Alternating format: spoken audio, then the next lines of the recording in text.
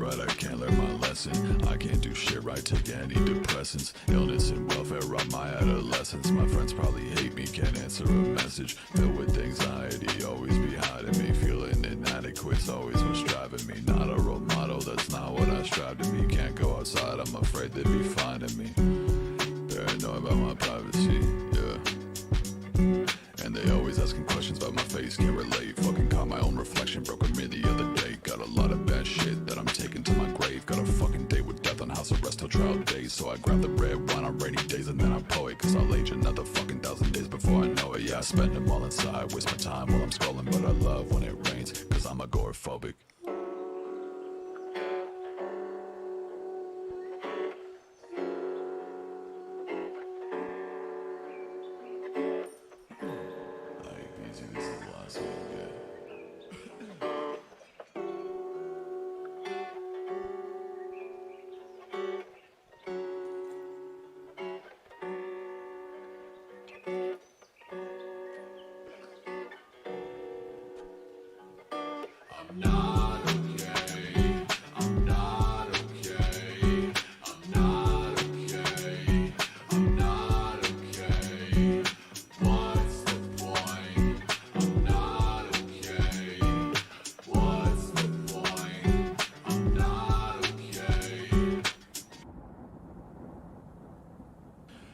This shit is fucking difficult.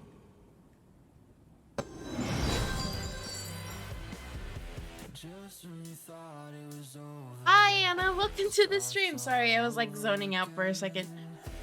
Oh, I am in the wrong scene. Imagine that. How are you? I'm doing good. How are you doing today, Anna? Sorry, I'm like really excited for no apparent reason. Also, why is that so crooked? Everything is crooked. Everything. There's no fixing anything.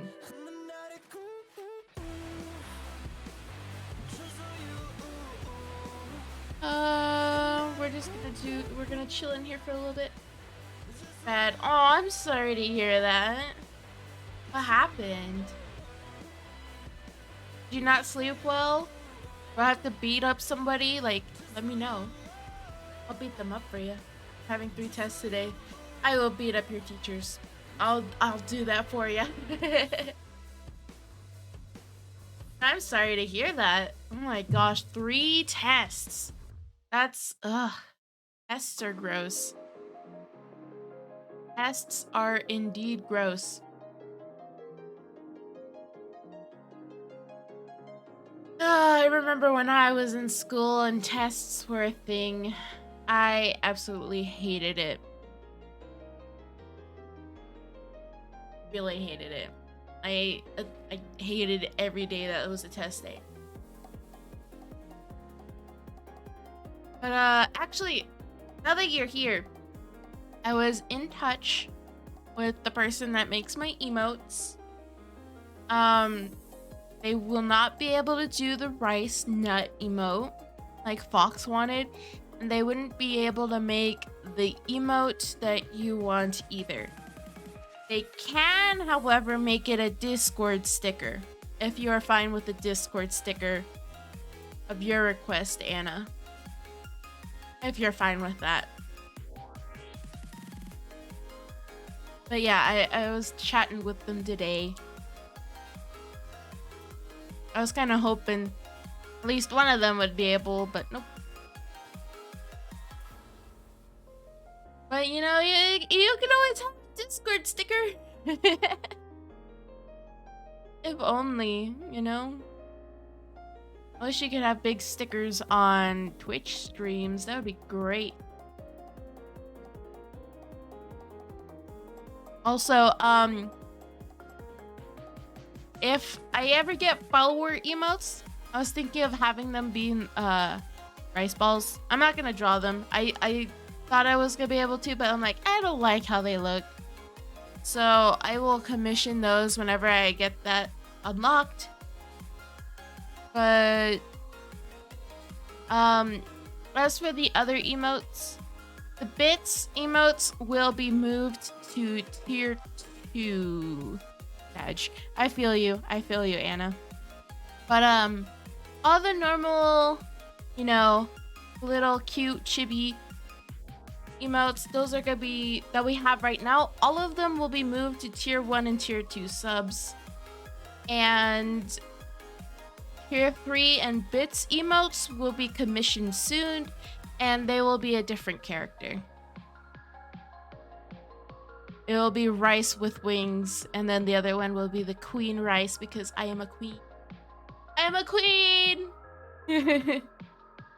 But yeah, they'll so if you want to unlock other stickers, you know, other emotes, it's just gonna be different tier subscriptions and different bit values, you know. Fun stuff.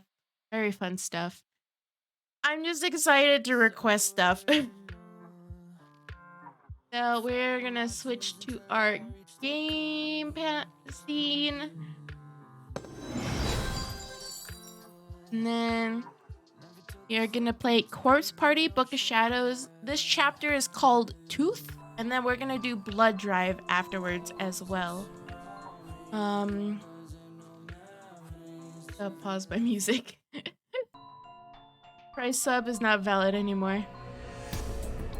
Price sub. It's not? Oh no! Oh no! Where's Cry when we need him, huh? This is still a little loud. There we go. So we're in Tooth, and then we will do Blood Drive as well today, because I feel very happy right now.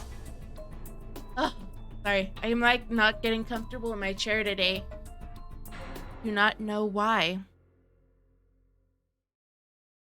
Gifted sub. Yeah, I know. Yakudan Senior High School Student Council Room, 4:30 p.m.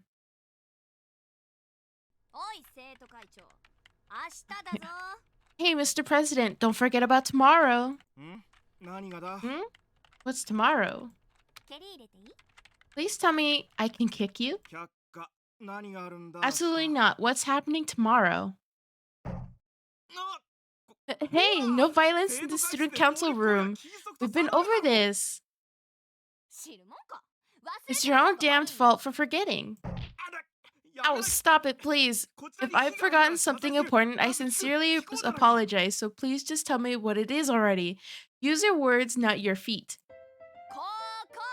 It's this room. Spring cleaning? I mean, it's full of balls. Is this a storage shed or something? How long has it even been since the sports festival? Oh yeah, that's right. You were asking to schedule a cleaning today. Ow! Ow! Ow! You completely put it out of your mind, didn't you? No, I swear I penciled it in somewhere.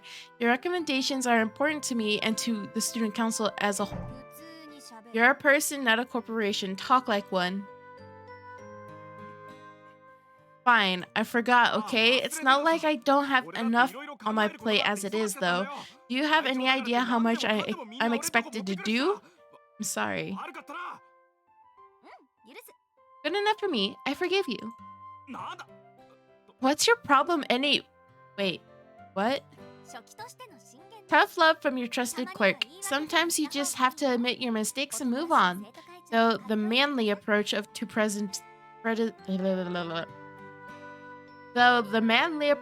presidency has its merits too.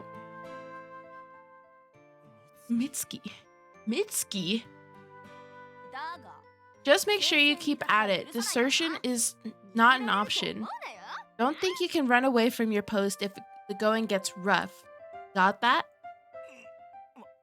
Yeah, I got it. You just don't get it, Tomohiro. Minko is my bride, so hands off. I'm so confused. Who's talking and who's not? Like hell, I'm not giving her up to the likes of you. Besides, you've got that Nana girl, right? Don't you dare to time her. You're so clueless. It only really gets good once you've got at least 3 girls. Everybody knows that. Sounds like you guys are having fun. Is that a game? Oh, Yamamoto, you want in on this? It's a game where you use a stylist to massage and kiss girls. And you can go out with 3 at once. What? I'm glad you're enjoying your little romp. But keep it to 1 girl, you lowlifes. Oh, he's crying. You two remember what tomorrow is, right? What's tomorrow? Oh boy. I had no idea any of this was going on in the student council room that day. I had other things on my mind, specifically a certain boy. Yakudan Senior High School, Class 2-4, after school. My name is Toko Kurosaki. I can't read.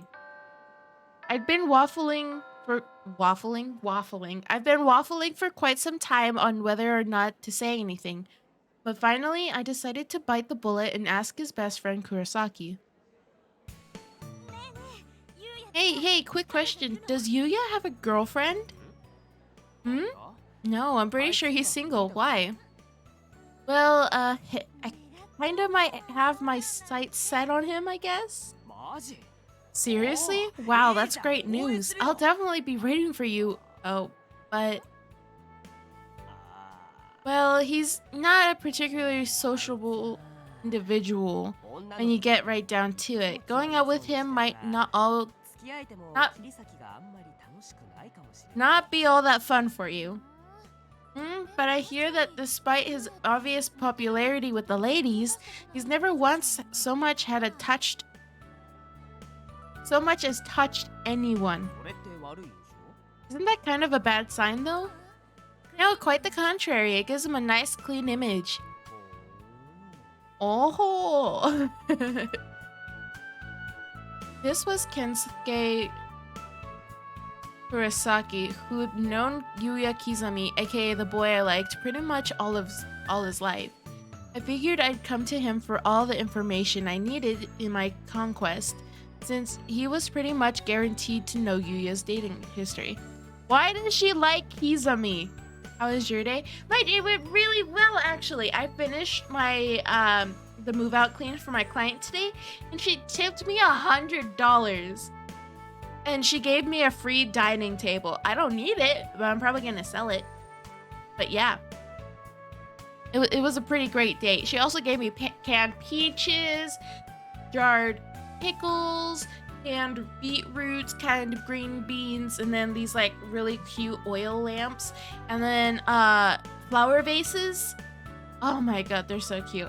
I am so glad she just gave them to me. It was a good day. It was a good day. My throat is killing me though. And so far, things seem to be going really well. I mean, not only did I confirm Yuya wasn't seeing anyone, but I got his best friend's blessing too. Damn, yes, damn indeed. Oh, thank you for the sub, Chameleoner. Thank you so much. Just passing by, tons of love. Good night. Oh, okay. Thank you for stopping by, Chameleoner. Tons of love back to you, and good night. I hope you sleep well. But yeah, it was a really good day today. I confirmed that he really wasn't the showy, obnoxious, cool guy type. Hee hee.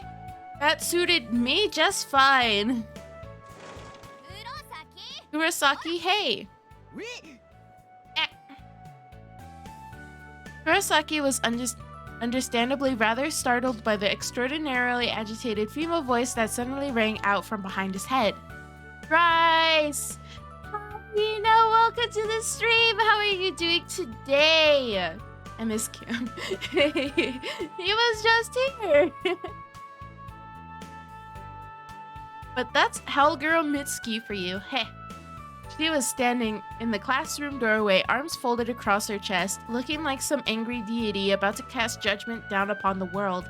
Hi, Rice. I'm a big fan. I'm a big fan of you too, you know. Welcome to the stream. And she had that deathly gleam in her eyes, the one that could fell the mightiest warrior before he even had a chance to draw his sword. Didn't I tell you today was spring cleaning in the student council room? And I told you I can't because I have a club today. Come on, Fukuroi. Back me up here. Sigh. I wouldn't go that route. It's easier just to give in. What? Yeah, this was definitely Hellgirl's work. All the complexion was gone from Fukuroi's face. He was a man with a demon on his back. Whip at the ready, fully prepared to bring divine punishment upon all who'd opposed her. He was right. It was easier just to give in. Yeah, need to fix the sub names. Wait, sub names? Oh my gosh. Bruh. Every single time. Bruh. I fixed it. Every time someone subs. They always shift. No matter what I do, they always shift and it drives me nuts. Cool. This sounds like fun. Can I join you guys? By all means, the more the merrier. Mitsuki then grabbed the nape of Kurosaki's neck and began dragging him out the door in a decidedly painful-looking manner. He was like a teary-eyed chick caught in the talons of a bird of prey, struggling in vain as he was being carried off to meet his grisly end. You know, I'm not even in the student council. I just loved watching those boys interact with Hellgirl Mitsuki. I couldn't wait to see more. I didn't even care if I had to clean in order to do it. I was a volunteer after all, so I was pretty much off the hook here. I could follow them at my own pace, no dragging for me. As soon as we left the classroom though, we ran into Yuya.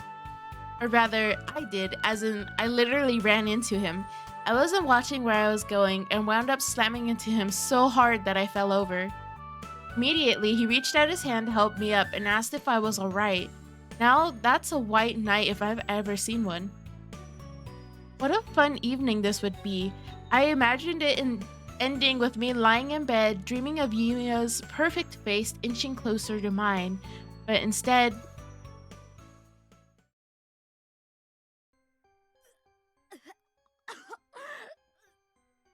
She's throwing up, by the way, just so you know. Are you okay, Toko? Yeah.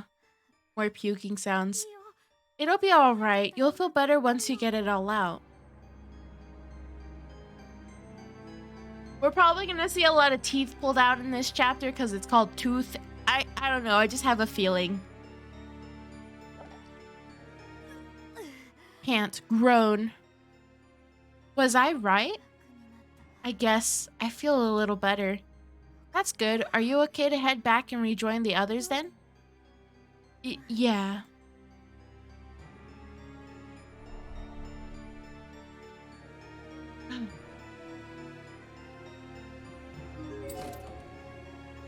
The stall door seemed to be stuck and absolutely will not open anymore, but I was just in there. Maybe the lock somehow got jammed when I left? It's a half-decomposed corpse. Unfortunately, it's too far gone to determine age or gender, but there's still a fully intact student ID name tag lodged between two bones, identifying these as the remains of a teenage girl.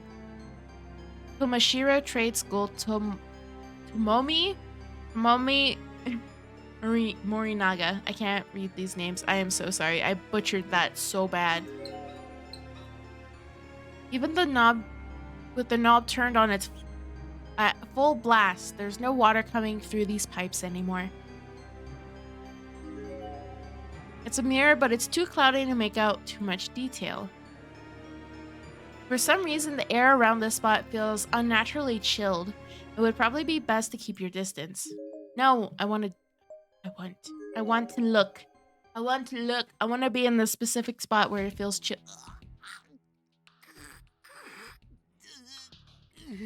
Hold Hold me, Rice. I'm scared. I'll protect you, I'll protect you. I'll protect you. I'll protect you from anything.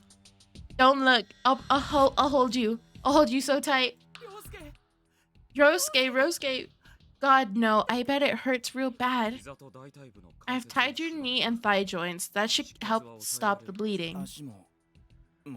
And we've got your leg right here, so don't worry about that. Coco. We were in an old-fashioned, run-down, and probably condemned school building. None of us knew how we got here, nor even where here was. I just emerged from the girls' room with Emmy after losing my lunch, where Yuya, Okawa, Katayama, and Shimada were waiting. The whole hallway was an absolute bloodbath after what had happened. Poor Katayama walked into some kind of booby trap, and half of his right leg was lopped off from the knee down. It looked excruciating.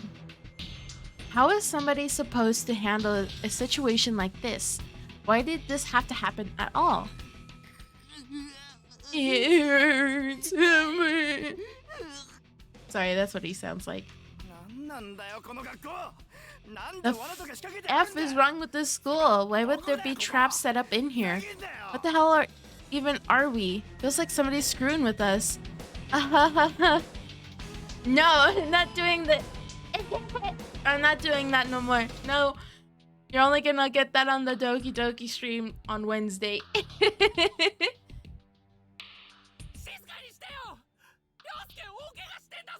Keep quiet, Ryosuke has been very badly injured.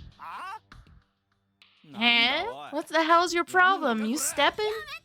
Stop it, please. Much love, much love. This is what tagging along with Mitsuki and the others got me. I thought it was going to be a laugh riot. And at first, it was great. We all went to the student council room where we met up with Katayama, Shimada, and Emmy and started cleaning and goofing around. Thank you for being cute, Owo. No, thank you for being cute. Wink wonk. I can't wink with my model, but I'm winking. Just trust I'm winking. How far are you into the game? So these are going to be the last 2 chapters I am streaming for this game. I don't do like any of the bonus chapters. But this is Tooth, and then we have Blood Drive after this, and then it is finished. Yes. And then when we were done, Emmy suggested we all try out this new charm she discovered on the internet. She's nuts for that kind of stuff. Start over. For you, I might do it. Kidding. She took out this simple white paper doll, and we were all kind of fascinated.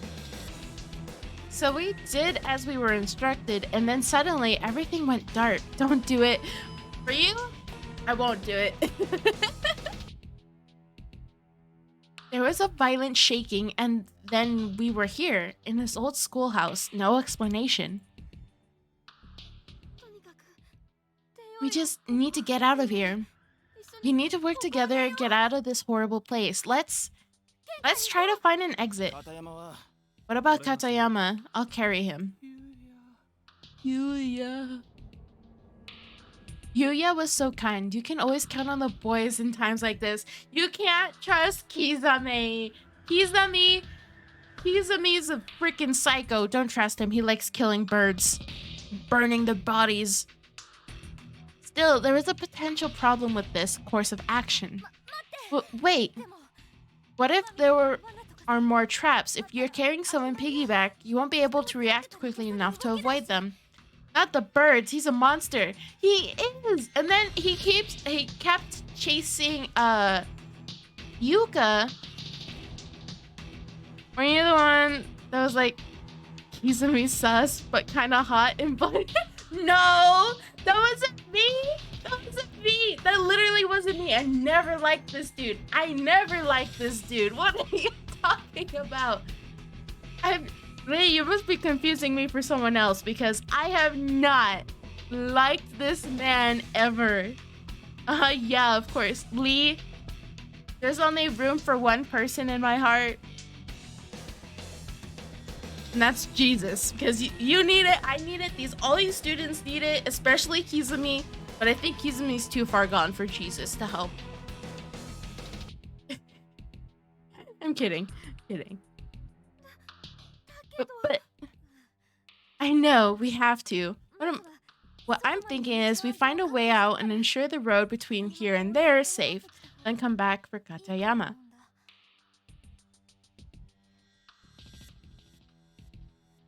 I hate this dude.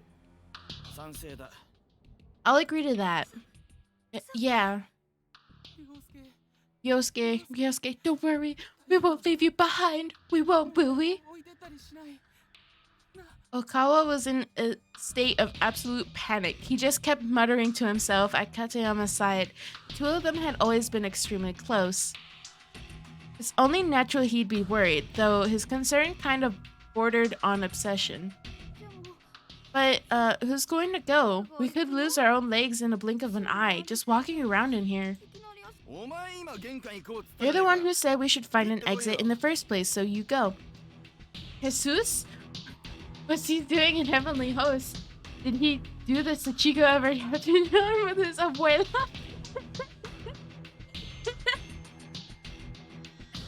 Oh my gosh, Lee. Oh my goodness. Oh my goodness. Yes, he did it with his abuela. Sob whimper. Shimada practically spit his answer at her. I hate people like him. Sure, he had a pretty face. That's basically all he had, though. People like him pose as models in men's journals, but they're not good for much else. Oh, she's roasting him. Oh my god.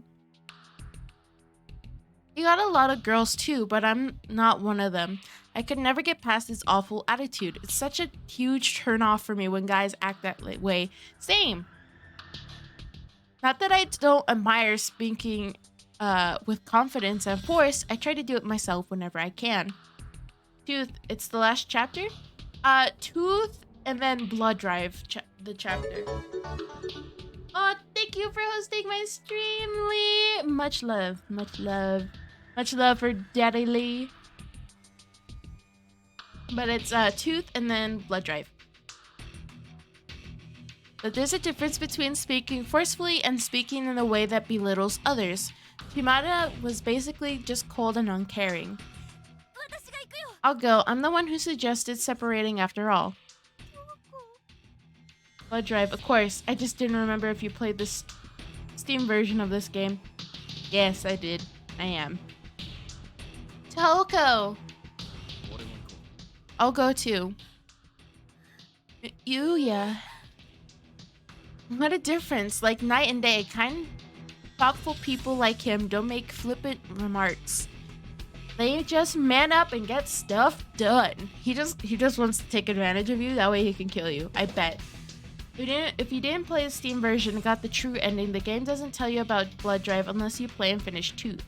So it's like a secret chapter. Oh! Why didn't they keep that though? Oh my gosh, that would have been so fun. I was crushing on him harder than ever because now not only did I think he was both cool and hot, I also gained a ton more respect for him. There's no need for everyone to go. One person should be plenty. Any takers?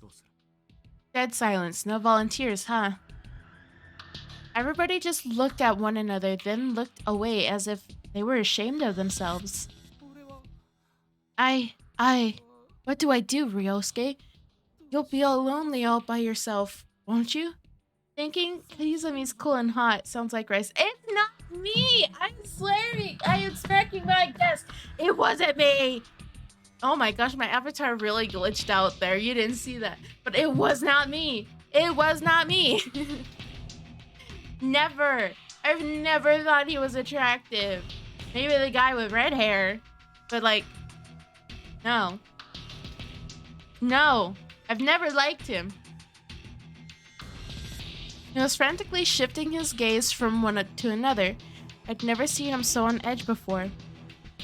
I only saw Avatar's personality shake for a second.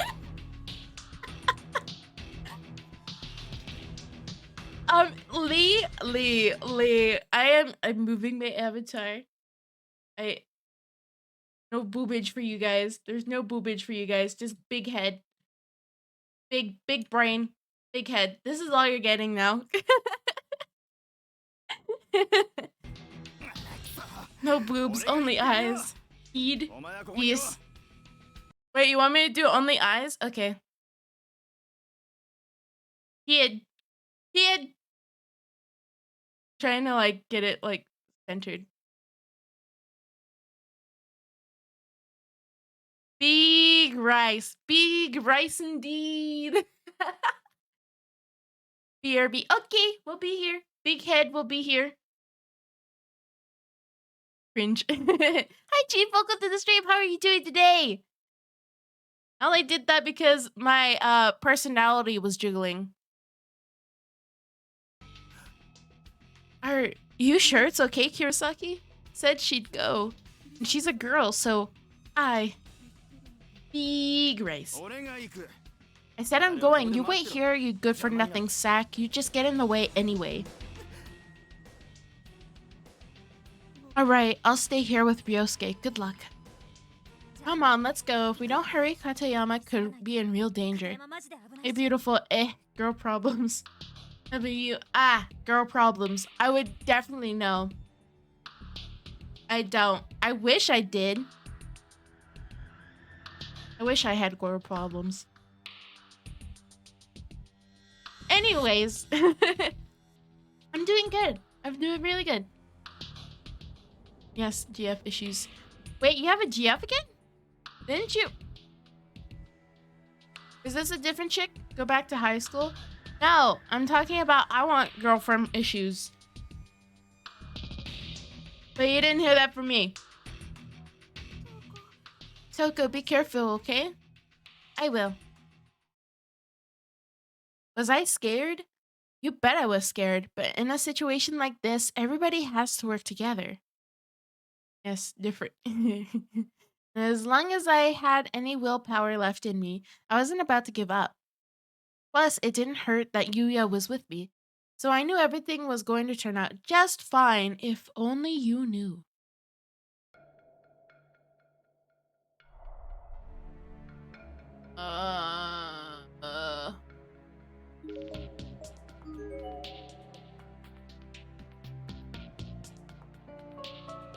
Boys' room is completely boarded up. It won't be possible to get inside.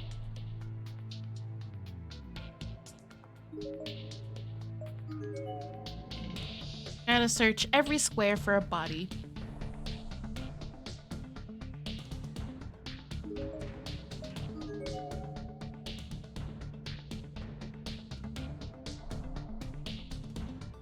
Bodies? Bodies. No bodies. Okay.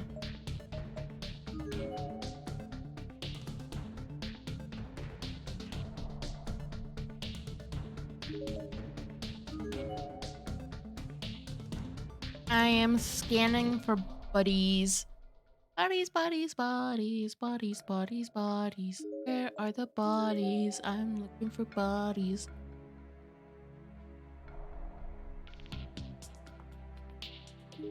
No bodies. Okay.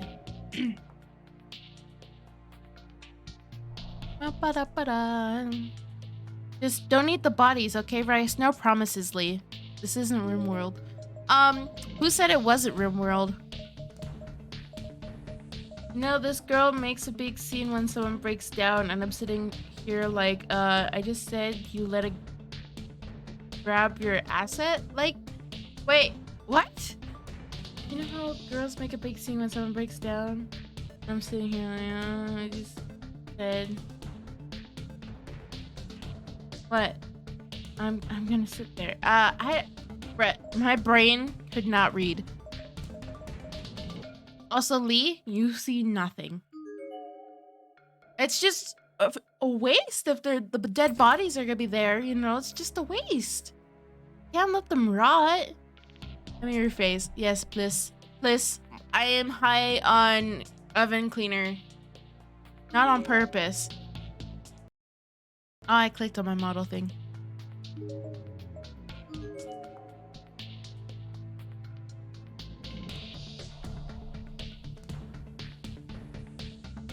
Nobody's staying. I just want a snack. The word infirmary was written on the plate above the door. Somehow the room just felt like it would be deserted. I was oddly confident about that. Not sure why I felt that way, to be honest, but for good measure I shouted, "Is anybody in there?" We still hadn't found Mitsuki after all. I didn't hear her call back though, so really we had no business in the room whatsoever. Wait, was that a key sticking out of the lock? Who would have locked the door but left the key? What would be the point? Whoa, what's up with that? The key's just sitting there. What are you doing? Hey, there could be a boogeyman in there or something. And then what would we do? I figured better to lock him in and keep him out of our hair. And what exactly do you plan to do with that key? I'm gonna hang on to it, of course. Stop tossing it around, that's dangerous. So my girl, I let a guy grab her asset, and I'm sitting in class like, you don't think I'm gonna tell you something? Why did she break up with her? She's not good for you. Nope. I don't approve. Did she let him or did he force himself on her? Yeah, that's a good... Okay, if she let him... Nope, break up with her. Nope, nope, that's a red flag. Don't let her... Nope, nope, nope. Nope, nope, nope, nope, nope. Nope. Don't, nope. Chief, don't put up with that. Don't put up with that. I don't approve. Rice has to approve and I don't approve. Mm-mm. Don't you worry, I always catch whatever I throw. Hell, I can go even higher. What do you think I did in class? Broke up with her?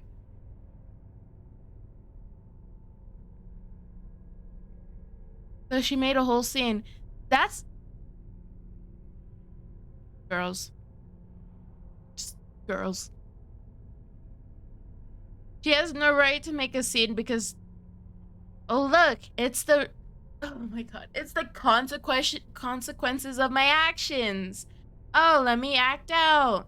Let me make a scene. Make me look like a victim when I'm not. I hate when girls did that in school. Honestly. Pain in the ass. Shimada was such a pain in the ass. I really couldn't stand the guy.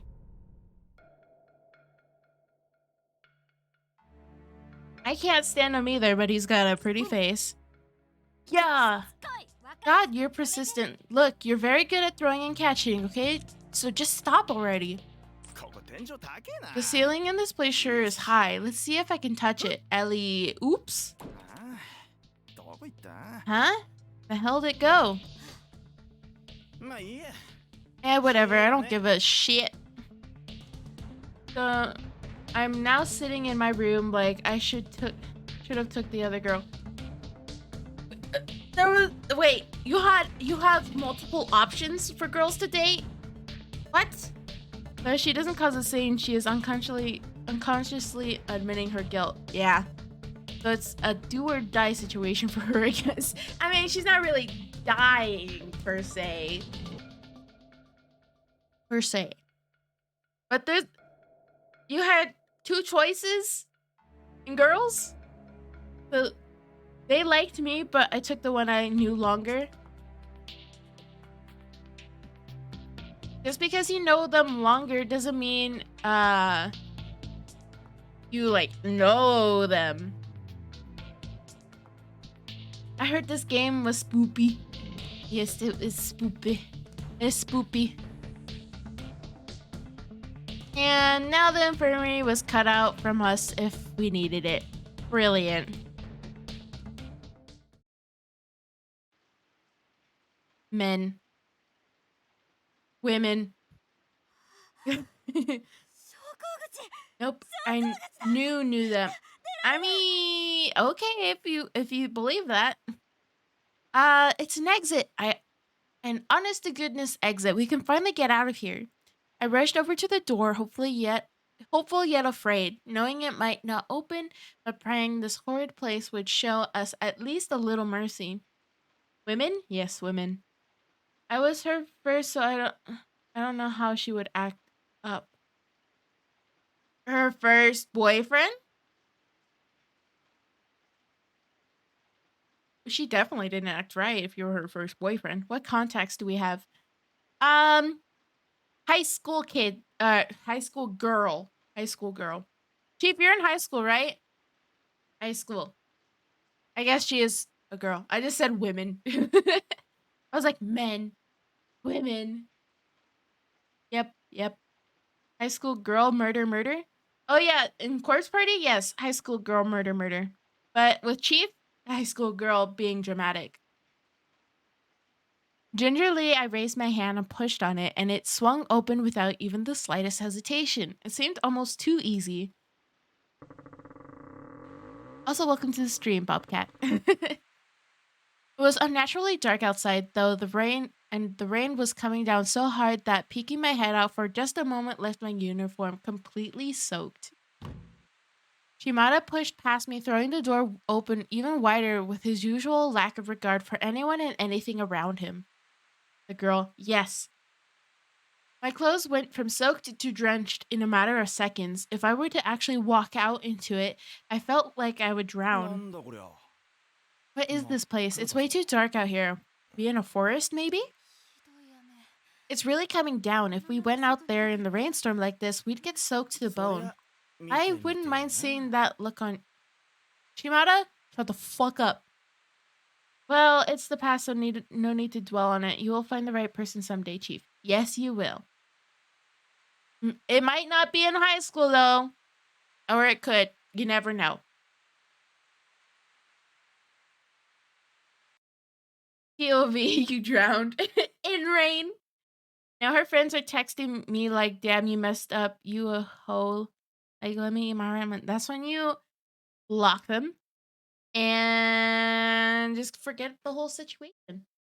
Because high school drama stays in high school. And,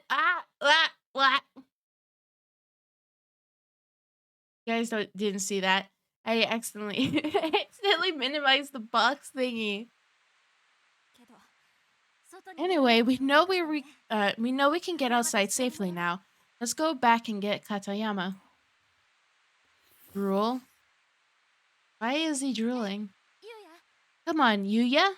Despite our having find a way out, Yuya's demeanor hasn't changed a bit. And that's what the block button was invented for. Yes, God, for real. This is why you're my fake best friend. I'm the favorite best friend. Yay! But yeah, definitely. If they're just giving you drama, cut them out of your life. You don't need that. Second. Second? I'm your Bruh. I'm your second best friend. How could you? Just kidding. He was standing back by the hall where he could watch over us while also keeping an eye out for anyone else who might happen by. The model of maturity. Oof. I was on top of the world and then I just got demoted. That still makes me second. I want to be first. I want to be number one, okay? I want to be the very best. No one ever was. Dun, dun, dun, dun. It's you or my friend I grew up in Mexico. Ah, okay. I'll take second place for that, I guess.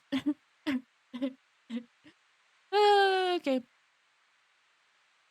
Shimada, on the other hand. You guys go back if you want, but I'm leaving. What? I'm not about to stick around in this fucked up place any longer than I have to. Screw the others. I'm out of here. Beaners go brr, brr, brr. Rice is first at being Lee. That hurt my feelings. Right in the heart. You have just lost your title. You have just lost your title. You have just lost your title. You went from Daddy Lee to Lee. You're just Lee now. Fine, you're number one. Oh, thank you. Thank you.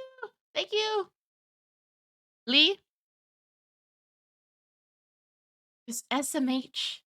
SMH, you just broke my heart. You just broke my heart. You can't be serious. Hell yeah, I'm serious. Those assholes are the ones who chose to stay behind. They're just gonna die one by one. I say let them. Sad face. You brought that upon yourself, Lee. That it is what I deserve. You broke my heart first, Lee. You broke it first. Mommy Rice, I accept my punishment. Lee, wait, Lee. You know how you had an order for me yesterday? I forgot about it. That one order about stream avatars, remember? I forgot to do it. What? Chief. You don't see anything. You don't see anything. Didn't think you were quite that callous, but far be it from me to stop you. Oh, true. Say, Kirasaki, you want to come with me? Another child. Now, how do I punish you for disregarding my order? I forgot. I was at work from when I woke up to like 2 hours ago, and then I ate, and then I napped, and then now I'm streaming. Another child. No, Chief. This is not another child. Okay.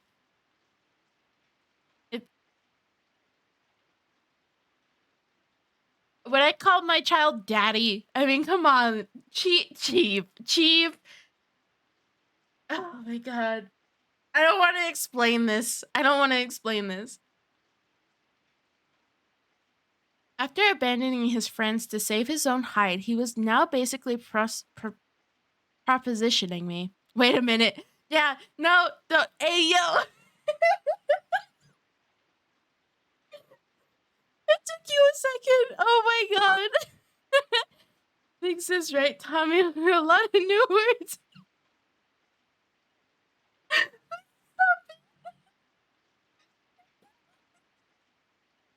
Stop it.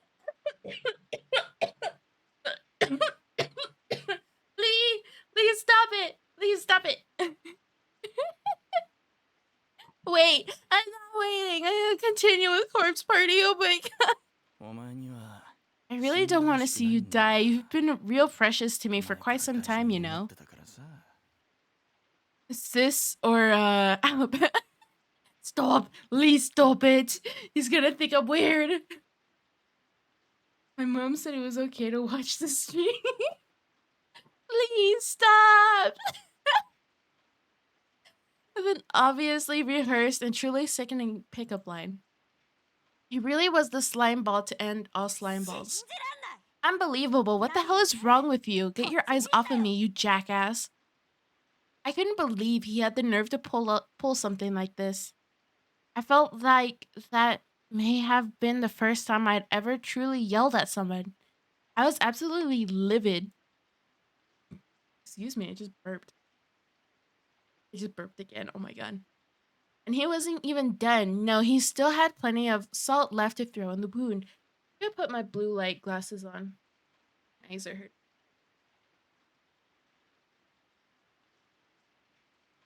There we go. My eye tracking might be a little off, so if you see me doing some weird things with my eyes, it's because I have my glasses on. Oh, shut the hell up, you ugly bitch. Don't go getting the wrong idea. I'm still processing. You don't need to process this. I was just trying to be nice and give you a ticket out of this hellhole. But if you don't want it, that's your loss. You need to die already. This guy's a lost cause, Yuya. Let's go. My head was swimming. I was scared. I was angry. I was sad. Every negative emotion brought to the forefront and every positive emotion pushed away. I didn't look back. I just turned away from Shimada, walked over to Yuya's side, and continued past him into the hallway. What does processing mean, Uwu? He's still Chief is still processing the fact that I called you daddy and you called me mommy. And then you called me big sis. He's just processing all that stuff. He's just like his brain gears are too young to understand. Lee, you're older than I am. Stop it. Stop it. You're making me feel you're making me look like a weirdo. How could you? I'm broken. Oh my gosh. Yuya had been watching all of this unfold from the other side of the room, and for a moment he just stood there staring blankly at Shimada. Oh, you're right. You said I'm an adult now. Lee, stop! No! Stop it! No! The hell you looking at? Get out of my sight, you spacey bastard. Shimada then drew a large knife from his breast pocket, and its tip struggled to glisten in the dull light of the room, but it did ultimately succeed. Love when Rice breaks the sound barrier. Wait, I broke the sound barrier. When did I broke the sound barrier? When did I do that? When did I do that? I don't break the sound barrier. I'm sorry. I'm sorry. He began waving it around like a dumbass, probably thinking it made him look more menacing. Check it out. Just bought this baby yesterday. Not bad, huh? I bet it could put it to good use in a lot of ways. You are an amusing fellow.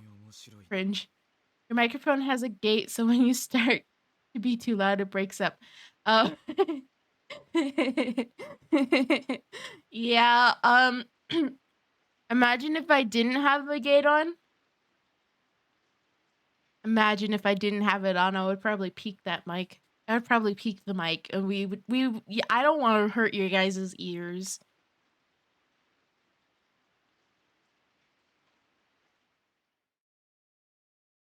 Rip my rip my rears, rip my ears. Hey, does that Aso really have 10 girlfriends? How is that even possible? And yet I'm precious to him somehow. What a crock. How low of an opinion must he have of women in general to pull crap like that? There's just no excuse. I was indignant. I was fuming. I was just can't read. I just kept cursing and mumbling as I fast walked back to the 3rd floor to meet up with the others. When's the hot tub stream? I asked in my Discord when would be the best days for you guys. That way we could have like a hot tub stream where majority of everyone was there, but no one answered. No one answered Queen Rice. And all the while, Yuya was keeping pace with me, saying nothing at all. Always the model of maturity, always even-tempered. He really was like a rock. Or maybe he found my mutterings annoying and was just keeping quiet so I'd do the same. You did? Oh shit. BRB. I did at everyone. I'm like, what day would work for you guys for the hot tub stream? I didn't like that possibility one bit, so I mentally slapped myself on the cheek, forced positivity in my voice, and tried to engage him in the cheery banter. No. I don't see why you simp for this, man. You're a far better man than he is, Yuya. You've never said or done anything to hurt a lady, right? I mean, I know you've got a lot of women falling for you, but I've never once heard a single bad rumor about you from any of them. It's kind of amazing. I looked at him square in the eyes as if asking him, isn't that right? And for a moment his eyes did meet mine, but then they went right back to the hall. Was he not used to receiving compliments from women? That seemed hard to believe. I'm not sure what you mean. Hee hee. What a cute, innocent response. He's not innocent, trust me.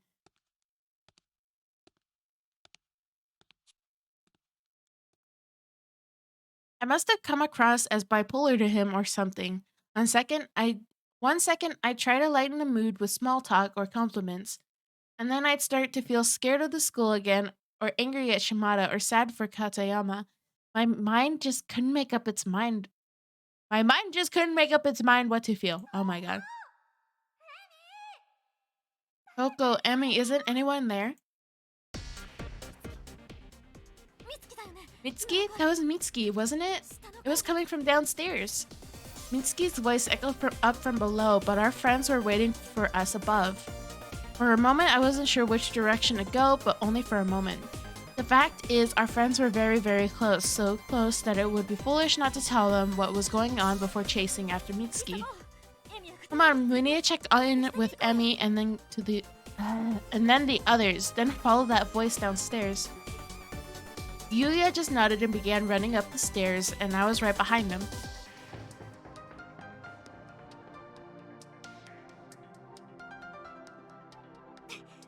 Sorry it took so long. We found an exit. Come on, we have to get moving.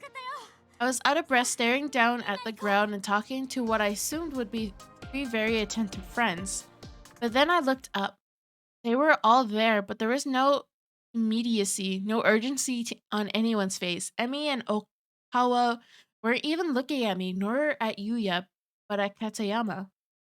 They were fixated on his face, and each bore a sad, hopeless, empty expression, and they certainly weren't about to get moving. There was a general heaviness in the air. Something was very wrong. Is he dead? Did he bleed out? Did he die? I wouldn't be surprised. I gently reached out my hand and touched Emmy's shoulder. What's going on? Coco, Katayama's getting weaker. He's not going to make it. Let's go, 10 away to Uwu. Oh my god. No.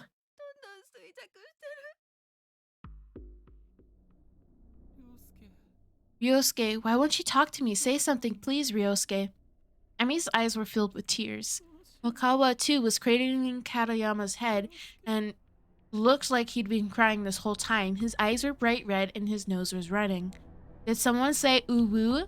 Not yet, but the chief is almost getting the uwu redemption. My throat! Ah! Sorry, I just smacked my mic with my drinking agua.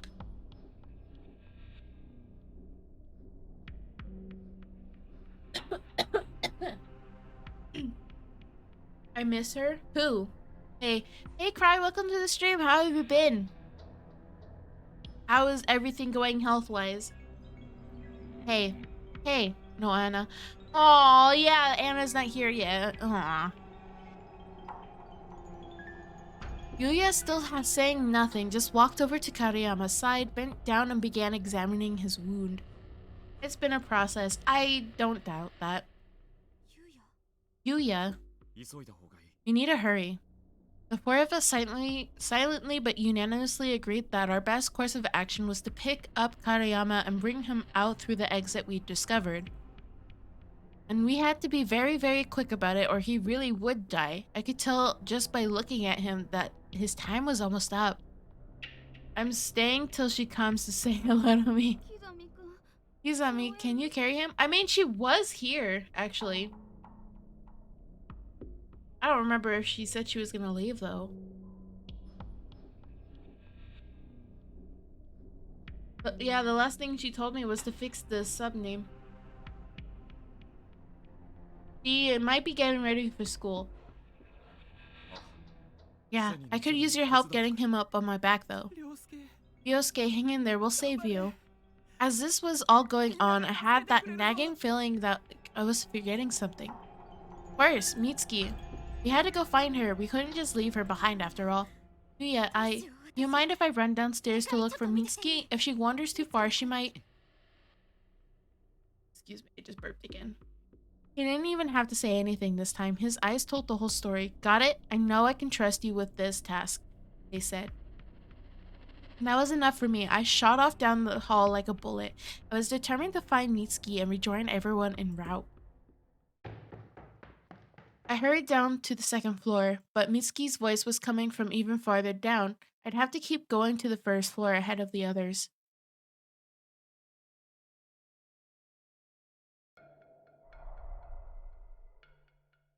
Ah, okay, so we have to look for Mitsuki now?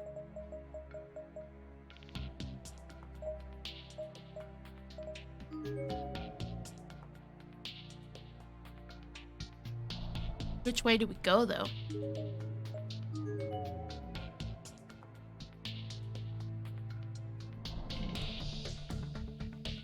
Can I just skip to the part where I was at?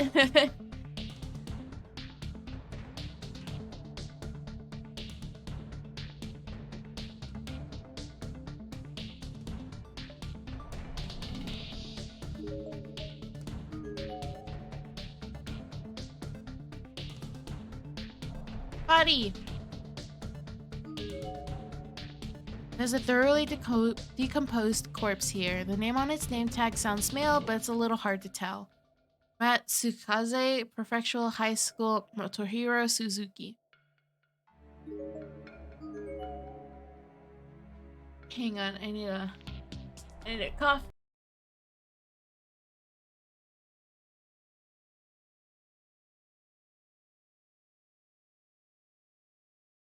I died a little bit. Okay, I'm good. Let's see. So, this way?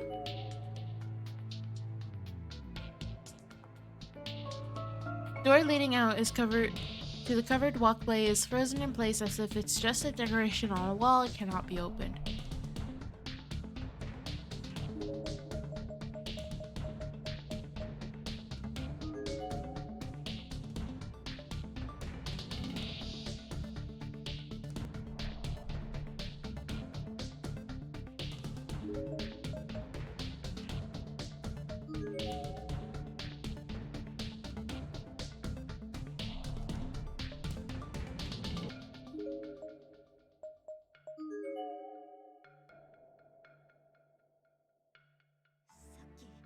Now, if I got this place mapped out right in my head, I'll just be getting further and further away where I heard her voice this way.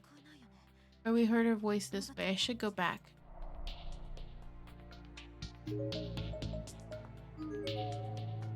I don't know where the heck you heard her voice, though. Hi, Chief. There's Anna. There she is.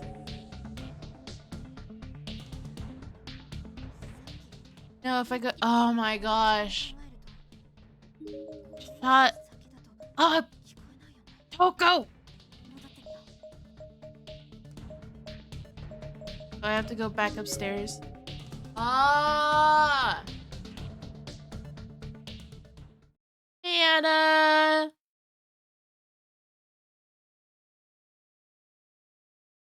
Frustrated with the situation and with myself for choosing to give up and head back to empty-handed, I forced myself to stop and turn. I was going to do what I should have done in the first place, call out Mitsuki's name with everything I had in me. I hope she responded. Mitsuki, where are you? We're all here. No answer. Just the cold, lonely sounds of rain and wind bearing down on this old, dilapidated building. This may have been a fairly large school, but sound traveled well in here. If she were anywhere in this hallway, I'm sure she would have heard me. And, excuse me, if she were only just here only minutes ago, she definitely should have been around now. Could something have happened to her? Mitsuki.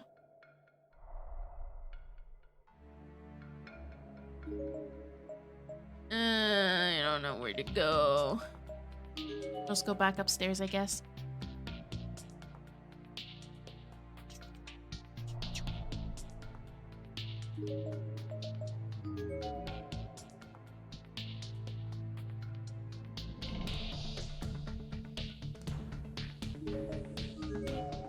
I never know what to do. I move my mic down. Now I can track my freaking mouth. Since I can't really track my eyes well right now.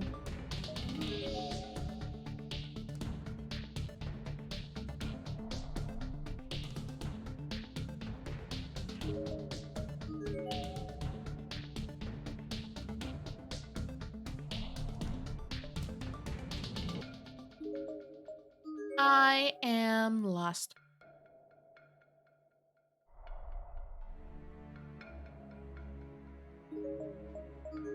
Oops.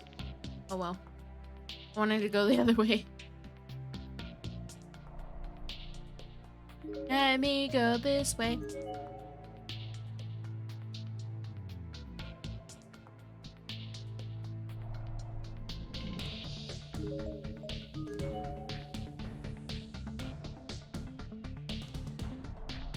Buddy!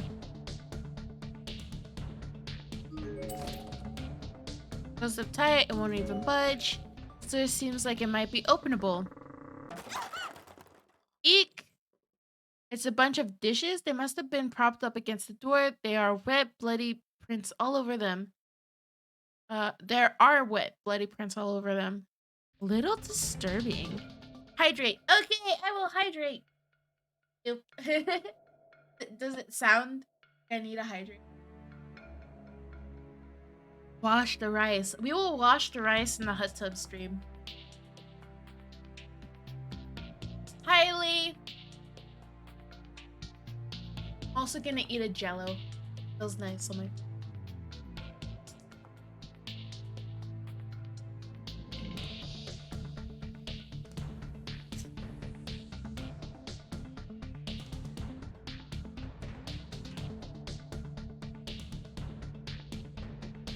Ah, Jello? Yeah, they're Jello pops. Great flavor. It was a grape Jello pop. Share? Oh yeah, you know, if you come over here, I'll give you one. Before I finish all of them. I have 3 left. Are you kidding me? I have 3 left. Ew, grape. You don't like grape? That's it. You're fired. That's it. You're fired. Fired. Fired. All right, got another doctor's. I'll be long gone by the time I get there. Who knows? I might buy another box just for your arrival. How do feel to be step? I guess I am fired, everyone. No, I was kidding, Brian. I was kidding. You can have your preferences. No, I was kidding. Stay. Stay. You're hired. Try, you're hired. Sound barrier. I said I was kidding. I was kidding. You're hired. Rice, yes? Don't tell me he actually left. Did he really leave? Oh no. Did he leave? Don't bully Cry. But he hasn't been in chat so long. I miss when I could bully him every day. The writing is partially erased. Oh, thank you for the gifted sub, Cry. One last thing before. Cry! Cry! Don't leave! I broke the sound barrier again. Cry, don't leave! I was kidding! I was kidding! Stay! Cry, I was kidding. Cry! Cry, I was kidding. Cry, I was kidding. You know I was kidding. You know I was kidding. We always joke around about this. You know I was kidding.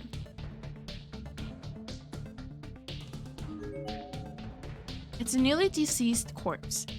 Based on appearance and dress, she seems to have been female. There's a student ID name tag at her feet. Karasuyama High School, Megumi Onda.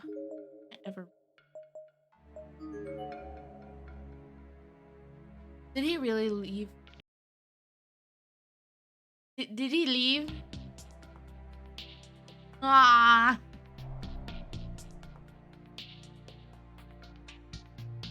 No. There's absolutely no scenery outside this window, just pitch blackness, and the window itself isn't budging at all. It simply will not open no matter how much force is exerted upon it. The cabinet is locked. There appears to be numerous thick books inside. They have titles like The Truth of Ties and Adorable Enough to Kill You? What in the world could that last one possibly be about? There are letters scratched into the corner of the blackboard, seemingly with fingernails. Do not trust them, they will betray you. The one who volunteered will betray you most severely.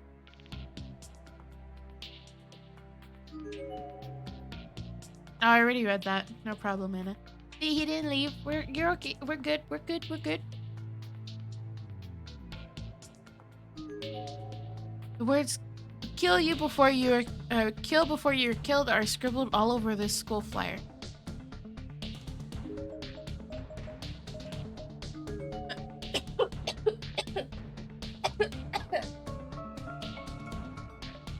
There's a large hole in the floor here. It's too big to jump over. No, I leave. No, don't leave. I was kidding. I was kidding. I miss Cry. I miss Cry too.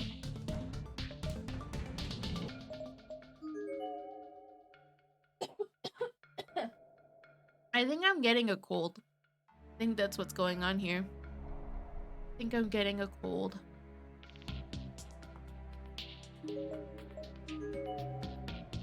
I feel exhausted. What? Is that a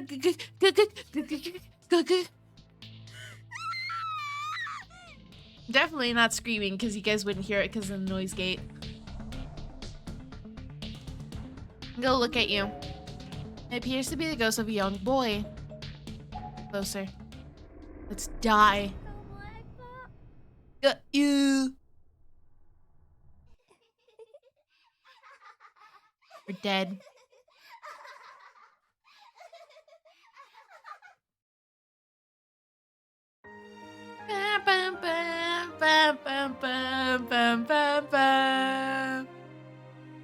We'll make fun of Rice now. I mean, Lee can do it. Lee does very well at making fun of me. Wrong and one.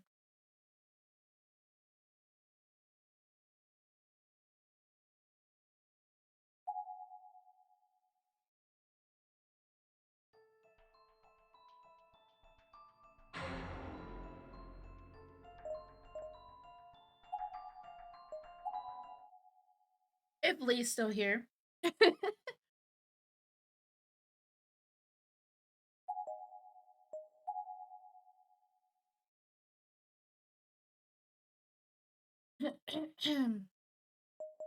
Step away. God, what now? With a ghost sitting right at the foot of the stairs, how was I supposed to get back to the third floor?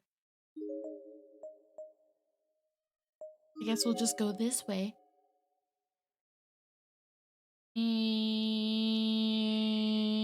Where do I go? I go. What shall I do? Where shall I go?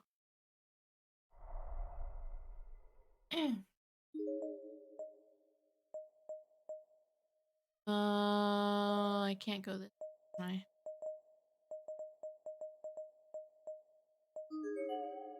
Why couldn't I go this way, Rita?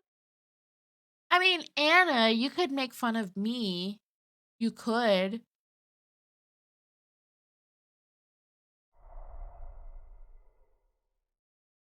Body. It's a thoroughly decomposed corpse.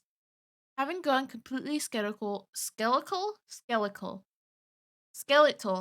virtually impossible to determine age or gender. Dying. Fortunately, the deceased's name tag seems to have survived and identifies him as a male student from a trade school. Mishiro Trade School Toru Takahashi. Bad at it. That's okay. I can't go. Bruh. Bruh. I guess I go to the exit.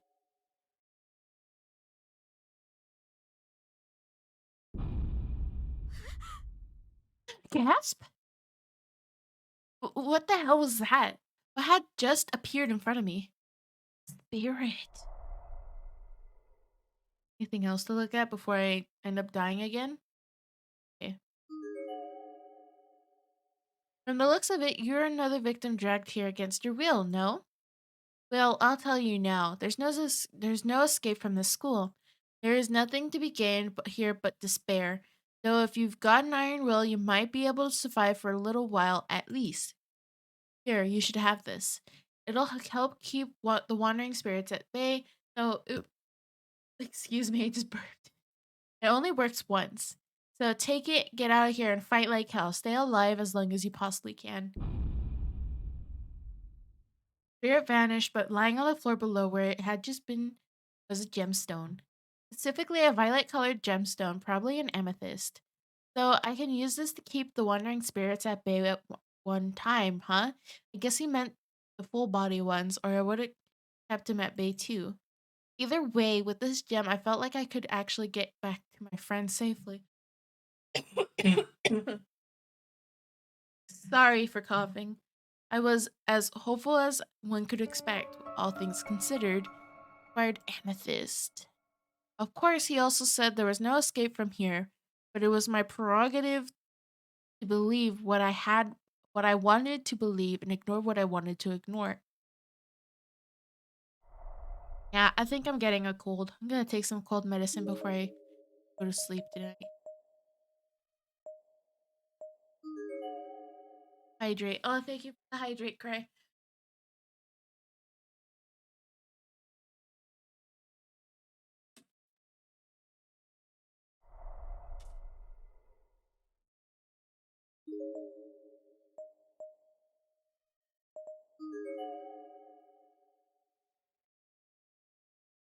Thank you very much.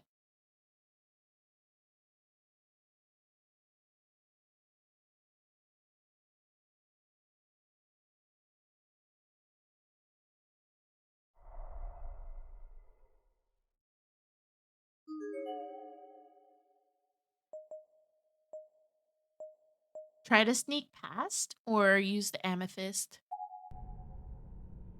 I held the amethyst in front of me and approached the spirit. And incredibly, it actually worked. Both the ghost and the gem faded and disappeared. The stairwell is now free to be traversed.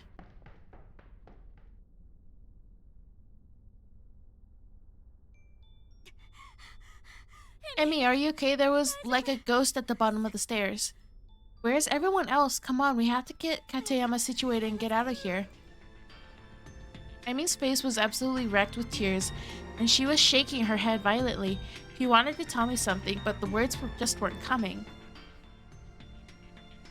I had a really bad feeling about this. I ran past her to the bathrooms where Katayama was being lifted onto Yuya's shoulders where I left.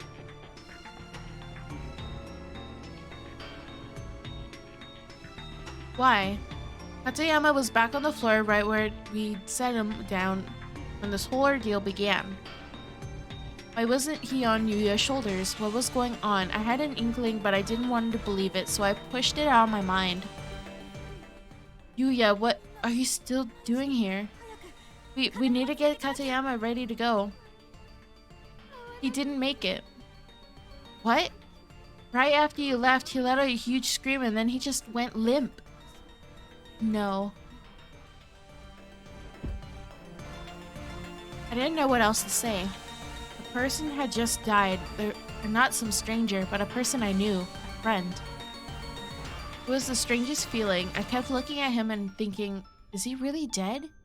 Is this really what a person looks like when he dies?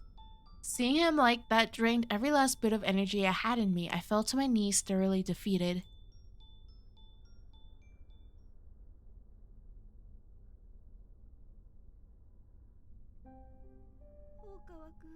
Kawa says he isn't moving from Katayama's side.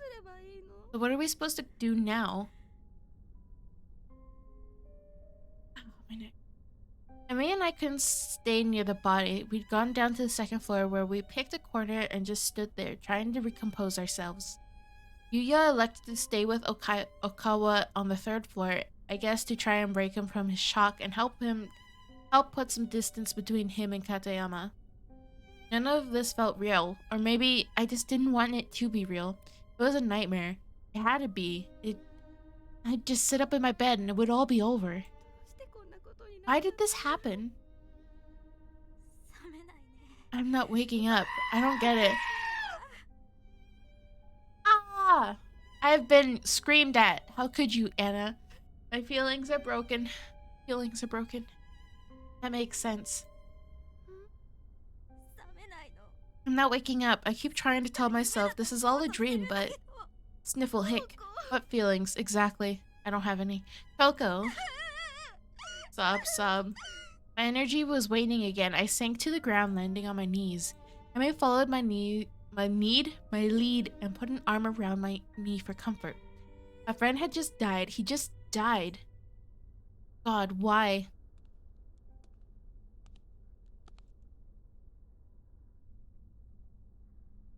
Emmy and I looked at each other. We both heard them, footsteps coming from down the hall. It was too dark to make out who it was. The gate was decidedly male. Two of us slowly and quietly rose to our feet, hid around the corner, and peeked out, both terrified and curious as to whom or what we might see.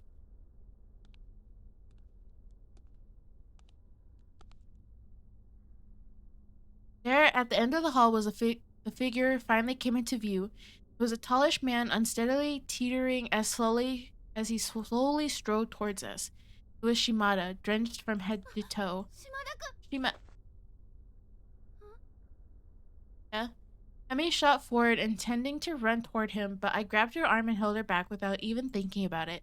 She turned and looked at me with a puzzled expression. I can't handle him. What? Don't tell me he did something to you. No. Thank goodness. At times like these especially, we really need to keep each other in the loop about everything that happens. She looked back at me again as she said this, staring right into my eyes in an almost disciplinary manner. It was the perfect guilt stare. I couldn't help but succumb to it, feeling bad for not filling her in about what the Shimada incident. Yeah.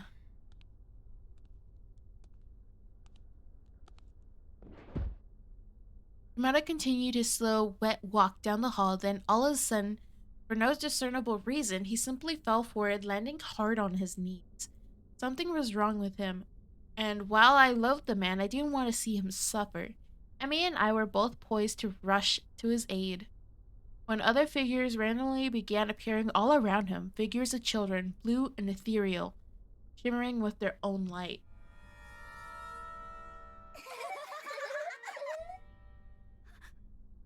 What are they? We could barely even see Shimada from our vantage point anymore, as his body was obscured almost completely by the backs of these ghost children. He wasn't moving though, so it didn't seem like they were doing anything to him. But then he wasn't moving at all, which seems highly suspicious. It occurred to me that maybe we should try to save him. Ah, the amethyst. Burped again. Excuse me. I inched forward. He was still in exactly the same position he had been when he fell to his knees. He literally hadn't moved at all. Was he conscious? Emmy and I looked at one another and nodded. It was a silent signal to move forward and do whatever we could to help. The children vanished as we approached, revealing a horrific sight. Shimada's stomach had been flayed wide open. He was dead. The knife he flaunted earlier was jutting from the wound. It was an almost ceremonial death, like that of a samurai who'd thrown himself on his sword.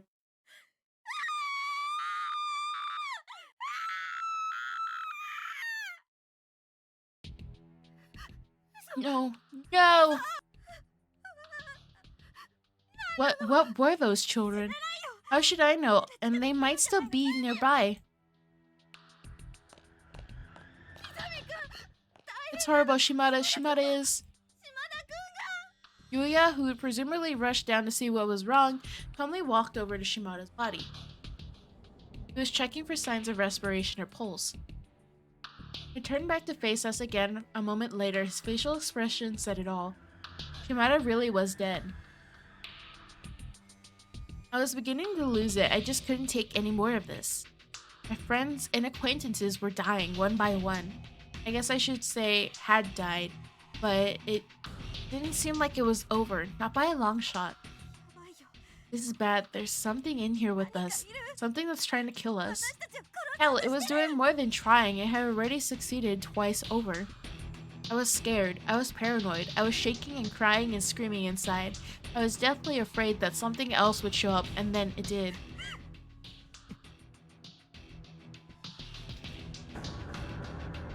There was a little girl in a red dress standing between us and the third floor staircase.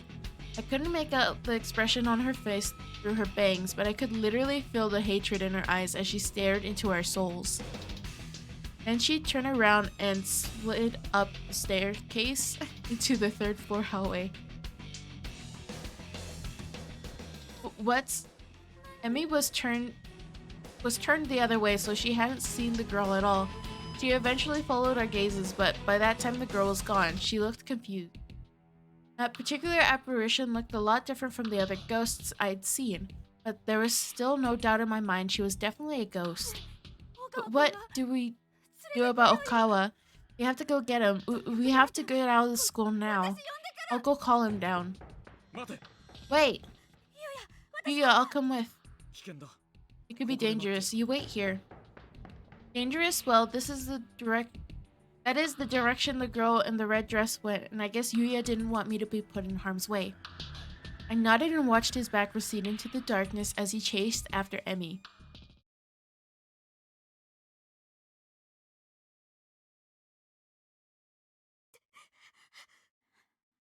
Pull yourself together, Toko. You know what they say, no weapon can pierce a calm heart. So what's the most important thing right now? Emmy, right now.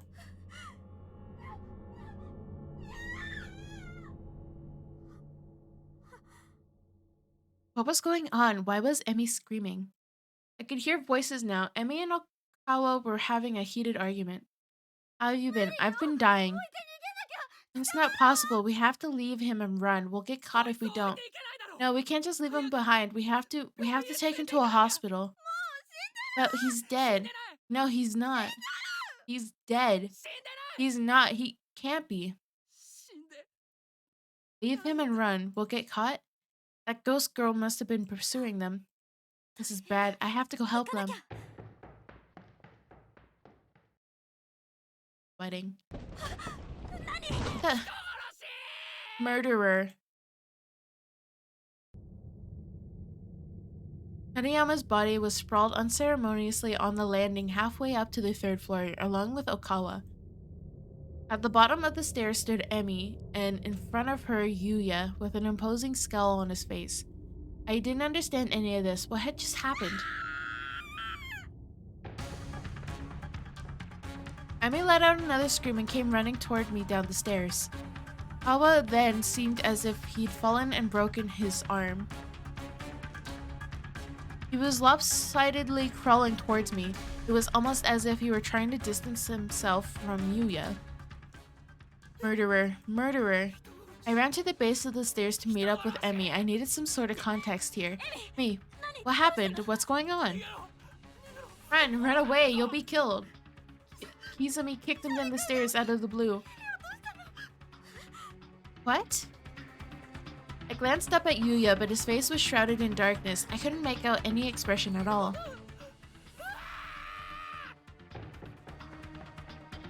Kawa seemed to have reached his breaking point. He shot to his feet and took off behind me toward the second floor as fast as he could.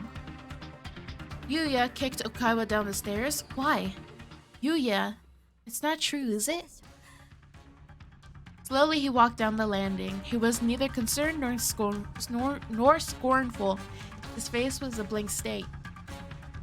As soon as he reached my level, he bent down and began fiddling with Kariyama's body, raising the arms and then letting them drop, wiping blood from the ears and nose, then looking at it as if studying a specimen under the microscope.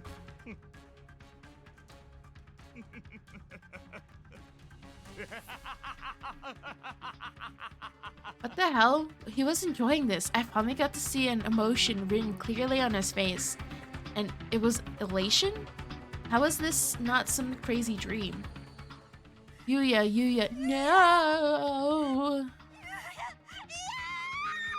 Tears began spilling from my eyes like water. I was shocked, confused, and I don't even know what else. Toko, get away from him, hurry. God, no. Bam, bam, bam, bam, bam, bam, bam, bam. Emmy and I found ourselves standing in front of the door to the school infirmary. Shimada took the key and lost it, so this room is no good. If we hid in a place like that, we'd be sitting ducks anyway. We need to go farther down to the first floor. The poor girl was frantic. I can't say I blamed her, but well, something about this whole situation just didn't feel right to me. I mean, I'm still not sure we need to run. Huh? What?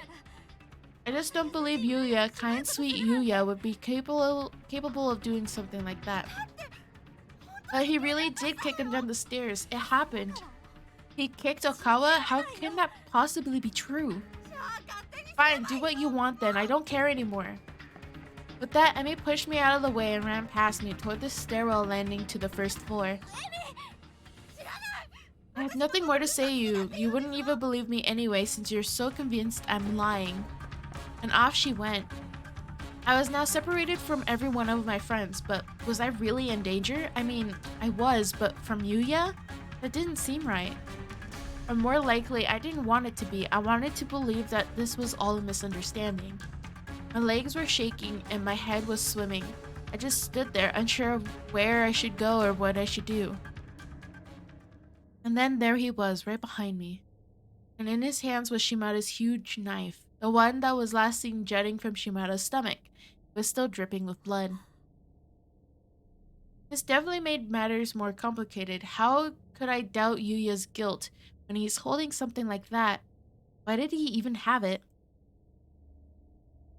How could he possibly bring himself to pull a knife from his friend's lifeless corpse? But I wasn't going to run. I turned around and I braced myself. I opened my mouth, intent on discussing this rationally. If I ran away now, I felt like it would all be over. There would be nothing left to say, no one left to trust, but what could I possibly say to him? I don't know. My body was still visibly shuddering, and I doubted I'd have much of a voice if I tried talking. But I just wanted this all to be a horrible mistake so badly. I knew if I had to say something. I knew I had to get through to him. Maybe he was just freaking out in his own way. This whole experience had been taxing for all of us. Yuya's only human. He must have been terrified. Maybe I could help get him through it. Get him to talk about what's bothering him and feel a little better. It was worth a shot at least. Yuya, you were right? Hirosaki, do you know where Urabe and Okawa are? Huh? Why? No answer. He just started muttering to himself and slowly walked right past me, as if I weren't even there. Yuya, what are you doing? What do you have in your hands? I thought I could put it to good use in a lot of ways. Stop this. Get rid of that thing. No, I couldn't let this go on. I grabbed him by the arm and just clung to him, putting my full weight on his body to keep him from going any further down the hall.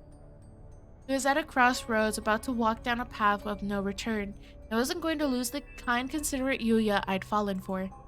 Unfortunately, the only tools I had at my disposal for stopping him were my feelings. Those just weren't going to be enough. I was so startled that it took me a moment before I had figured out what happened. It's the same in here, you know. That was the first time in my entire life that I'd been punched in the head, and he put everything he had into it. Getting killed by this school, I couldn't focus. My brain was still rattling inside my skull from the impact. Or getting killed by me. The world was spinning. I looked up at him with spasmodic, twitchy, tear-filled eyes. There was no sign of remorse or compassion whatsoever. He looked like a feudal warrior, clutching his sword and staring down his enemy. The area all around my eyes was throbbing. It hurt so badly and felt so swollen and sore. I couldn't even imagine what it must have looked like. And he wasn't done with me. He got in closer and closer, grinning unnaturally, as he raised his fist for a second strike.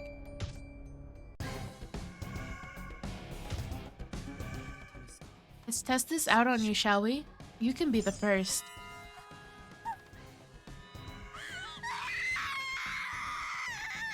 I think he just stabbed her.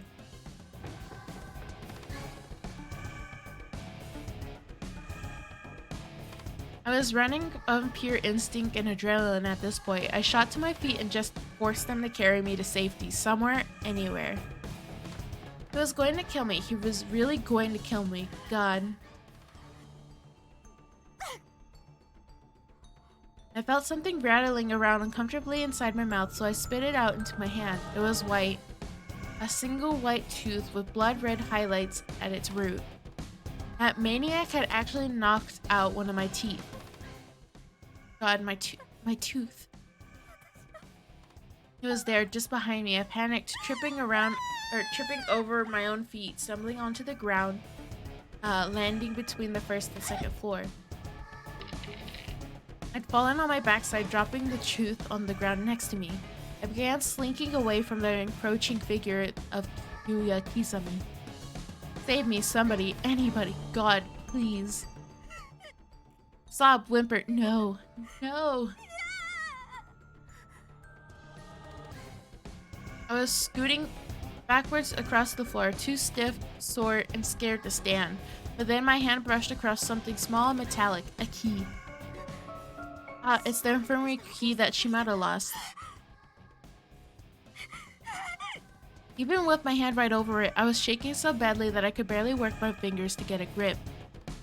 It was the most frustrating feeling in the world, and for a few seconds that felt like hours, I was just trying in vain to pick up that damned key. Finally, I slipped my finger through the ring. I had it. This was my one and only chance. Scrambling to my feet, I somehow slipped past Yuya and ran back to the second floor as fast as I could, force my shaky legs to carry me. Oh my god, this is kidding.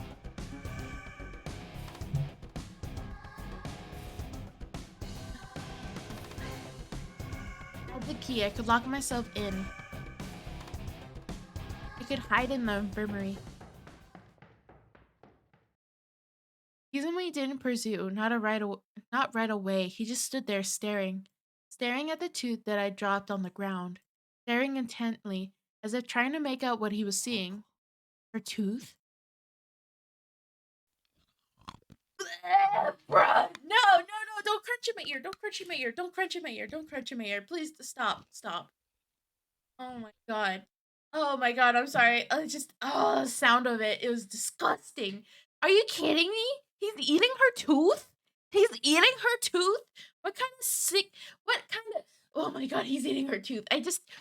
Oh my god, just the sound and then the picture and he's eating her tooth? What? This man is on crack.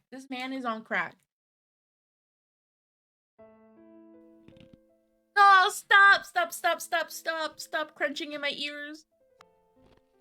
Oh god, I had to take my headphones off. I don't want to hear the crunch. Okay. God, disgusting.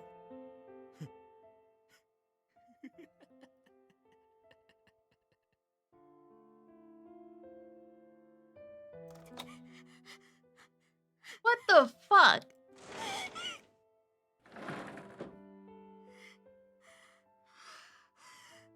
There didn't seem to be any way to lock the door from the inside. Needed to find a hiding place before Yuya showed up. The corner of the room, under the bed maybe? I was scanning every inch of the room as quickly as possible, sizing up my surroundings. My eyes stopped on one of the medicine shelves. Scissors. There were scissors in there. It felt like such a revelation, like the answer I was looking for, but what was I going to do with scissors? Was I going to fight? Fight who? Yuya? I wouldn't stand a chance. Decided to leave them there. I stepped back and crouched down behind the partitioning screen that was set up in the middle of the room.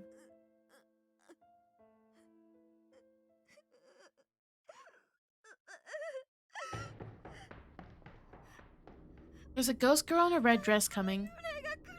Rabe had run back to the bathrooms to the third floor to warn Okawa about the imminent threat that was approaching.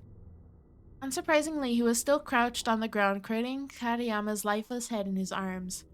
He was still stubbornly insistent that if he were to leave him in that spot, he'd have to carry Katayama with him. Boo. Ah! That's not possible. We have to leave him and run. We'll get caught if we don't. No, we can't just leave him behind. We have to take him to a hospital. But he's dead. No, he's not. He's dead. He's not. He can't be. What a stubborn, foolish man. I'd had enough. I decided I'd rip Karayama's body from Okawa's arms and kick it down the stairs. It made one hell of a thud when it hit the landing, but he was already dead, so what did it matter? As long as it helped Okawa moving, I didn't care. See? Look, he's dead. Get off. Oh my god. Get off. I can English, I swear. So get your ass off of that floor and run. Open your eyes. Karayama is dead. We have to get out of here now. Izami. Rabe was looking at me, then at Karayama's body, then back at me, as if she couldn't make up her mind which was more interesting. But why was she looking at me? Did I have something on my face? Kawa, on the other hand, was focused squarely on Karayama. He was trembling all over, but I thought he finally understood. Then he turned toward me. Murderer! Yelled like a madman and ran down the stairs toward his friend's body. He wasn't exactly in his right mind, however, so those last few steps he didn't go quite as planned. Why does he look like a little bitch? It's 'cause he is a little bitch. He tripped and fell quite hard next to Karayama.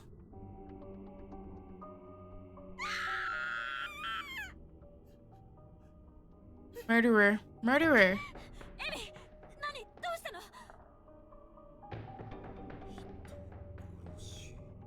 How? Wait, he literally didn't even do anything. Why did she call? Why did? I'm so confused. And why did she look so freaked out at him? I'm so confused. I wasn't the one who killed Karayama. Run away, you'll be killed. I see. In here, getting killed by the school and getting killed by me are one and the same. We're all going to die here either way after all.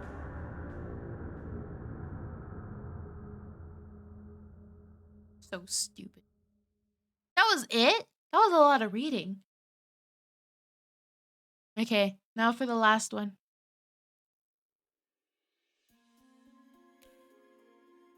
Sheesh. Sheesh indeed.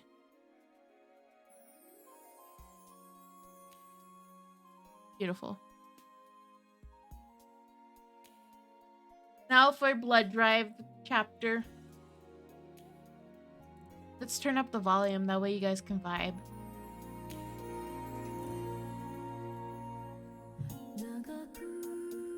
Wait. This might be copyright. That might actually be copyright.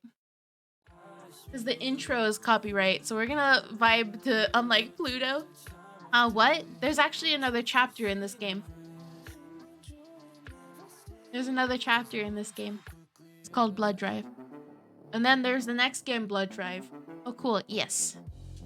But, so the intro song for the game is actually copyright. Yeah, I know. I didn't know. Freaks me out. And so I'm just like, I don't trust this one either, so I'm gonna put Unlike Pluto to play.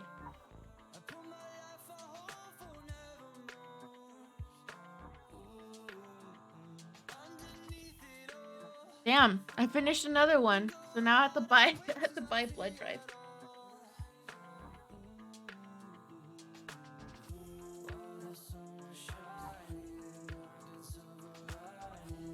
But yeah, that one dude, he was a bitch. He was a bitch. Yep. Ow, hit my freaking knuckle.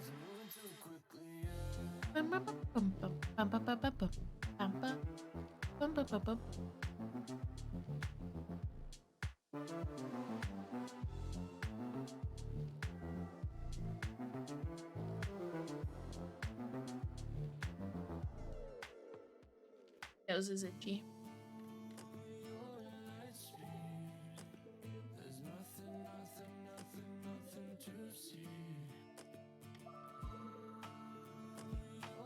How long is this?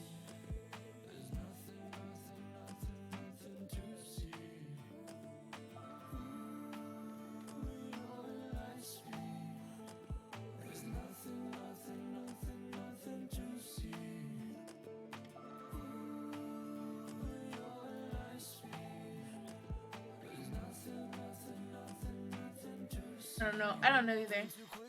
Oh, there we go. So have you ever thought about doing runs? Runs.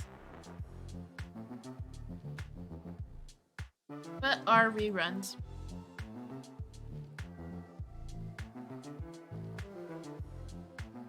The stairs are perdition and cracks are showing. Okay, nice. Got achievements for that. Oh, I didn't mean to close my model. That.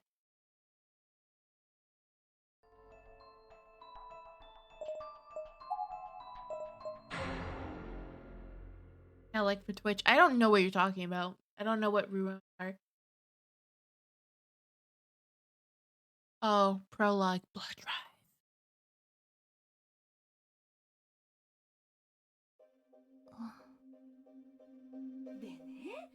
And you know what my kid told me? He said that.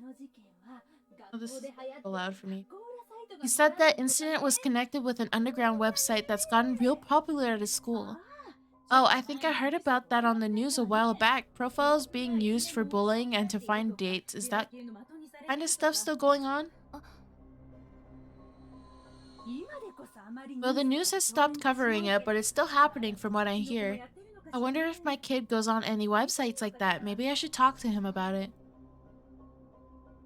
It was late afternoon, right around the time students were returning home from school, and here I was again. Standing right in front of the house of the intercom at the door. Standing right in front of the intercom at the door to Seiko's house. I'd been here for over an hour, standing, staring, wondering whether to push that button. I must have looked really suspicious, especially since I'd been here yesterday and the day before too. Each time I wound up just going home. But today would be different. That's what I told myself. Today I'd actually push the intercom button. I was ready to face my demons. Basically a rerun of the stream you did. All it does is on VODs and people can see you game tab. I don't know how to do that. Okay.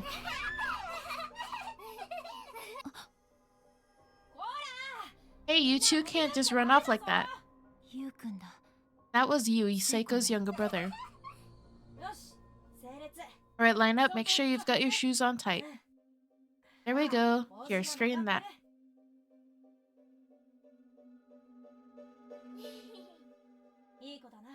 Very good. I think we're ready now. Take my hands, please. Now, you think you two can behave at the market? Okay, Aya?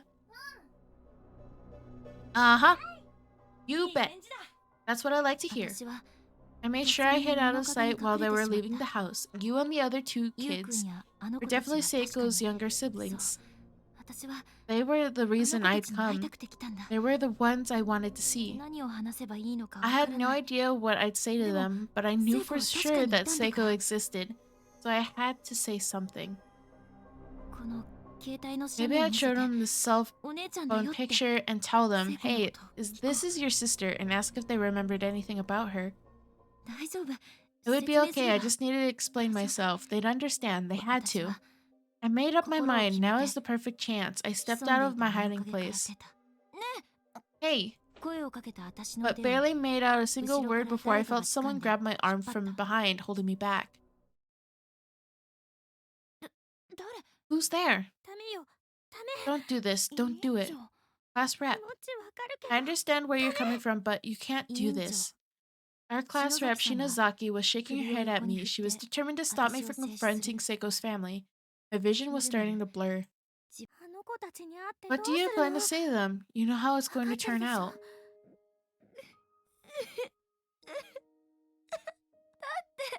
But... I couldn't hold back my tears any longer. I squatted on the ground and looked up at the class rep, who was staring back at me with equally glassy eyes. There were only a handful of people in the world who could truly understand what I was going through. Only those of us who returned from Heavenly Host Elementary alive, only Shinozaki, Satoshi, Kishinuma, and Yuka.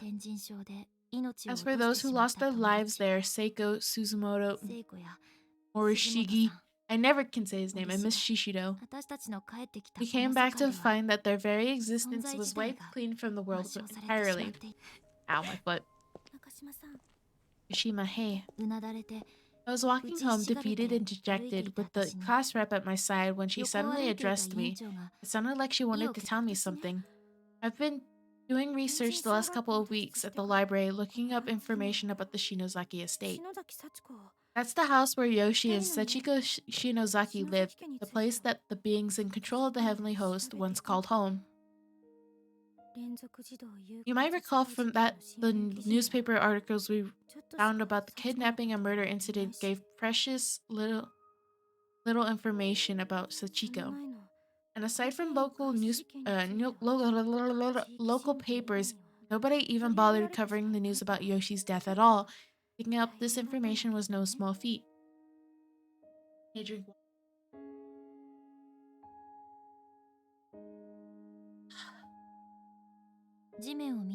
She was looking down at her feet and kept a steady, quiet tone the whole time she was talking. It seemed like this was all leading up to something. But she was kind of an expert when it came to ghosts and the occult and such, so I trusted her. I wanted to know where she was going with this. It seems Yoshi Shinozaki's former home is here in this prefecture. It's in the outskirts by the mountains. Her home, like Yoshi's and Sachiko's? Yep, right in our backyard. It's that close?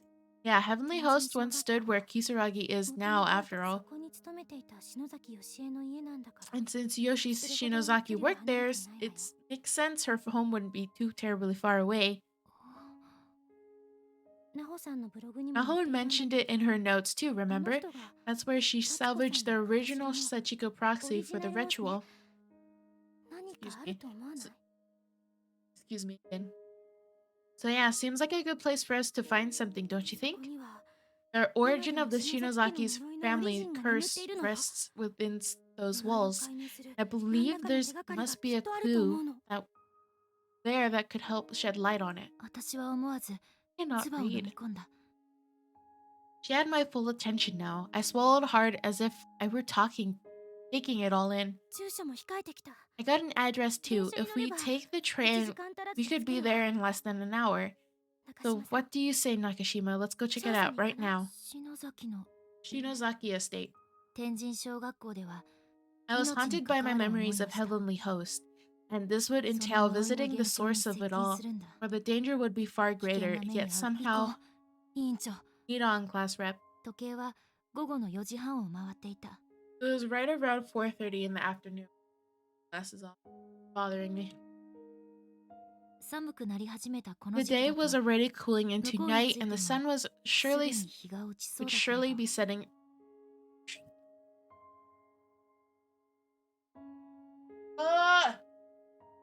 Shortly after we arrived at a destination, but neither of us really cared.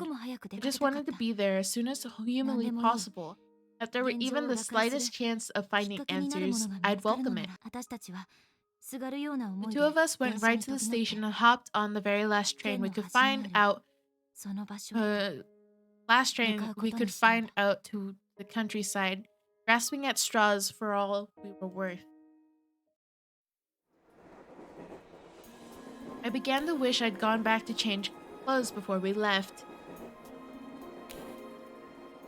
But if I had done that, I'd have to explain to my mom where I was going, and I sincerely doubt she would have been amenable to the idea.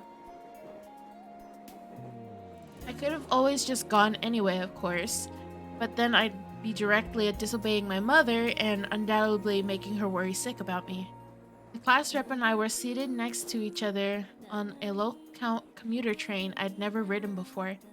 There were only two other passengers. Much like us, they were simply staring down at the ground and riding in silence, lost in their thoughts. These last couple of weeks had been brutal. All five of us who survived were feeling it. We were more exhausted than we'd ever been in our entire lives. But no matter how crazy people said we were, no matter how much our souls ached from the memories, we could never forget Seiko and the others. Every photo we had of them, though, be it on film or digital, had its face blacked out completely.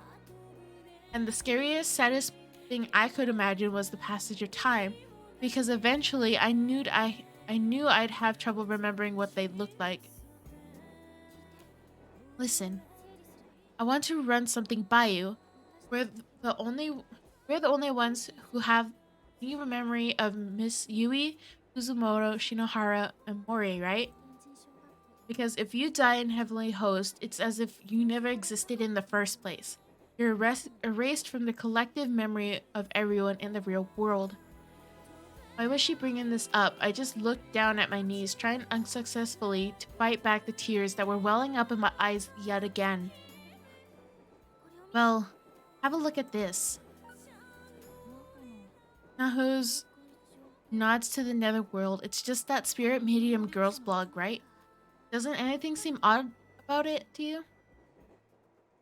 The blog's final entry was one detailing the Sachiko Ever After ritual, but we already knew that. There were no updates after it because... Wait, didn't Naho die? Right. The class rep nodded and looked into my eyes. Naho lost her life in Heavenly Host Elementary School, just like everyone else. But, but, but, how can that be? Not sure of the reason, but this is proof. This is proof positive. Proof that not everyone who dies in the school gets erased from existence. I checked on her mentor, Mr. Kibiki, too. He also died in Heavenly Host. Just like Naho. But just like Naho, there's still ample record of his existence. I was literally on the edge of my seat, leaning in close and hanging on her every word. She flashed me a smile.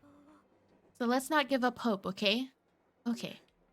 I was crying hard now, but for the first time since we'd come back, I could see the tiniest, faintest glimmer of hope in the darkness. It wasn't much to go on, but it was easily the best news I'd heard in 2 weeks. It made me feel a lot better about this impromptu trip.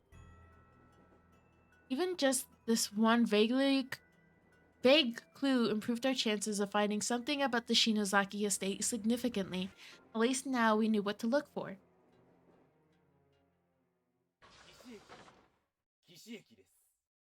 We are now arriving at Kishi Station.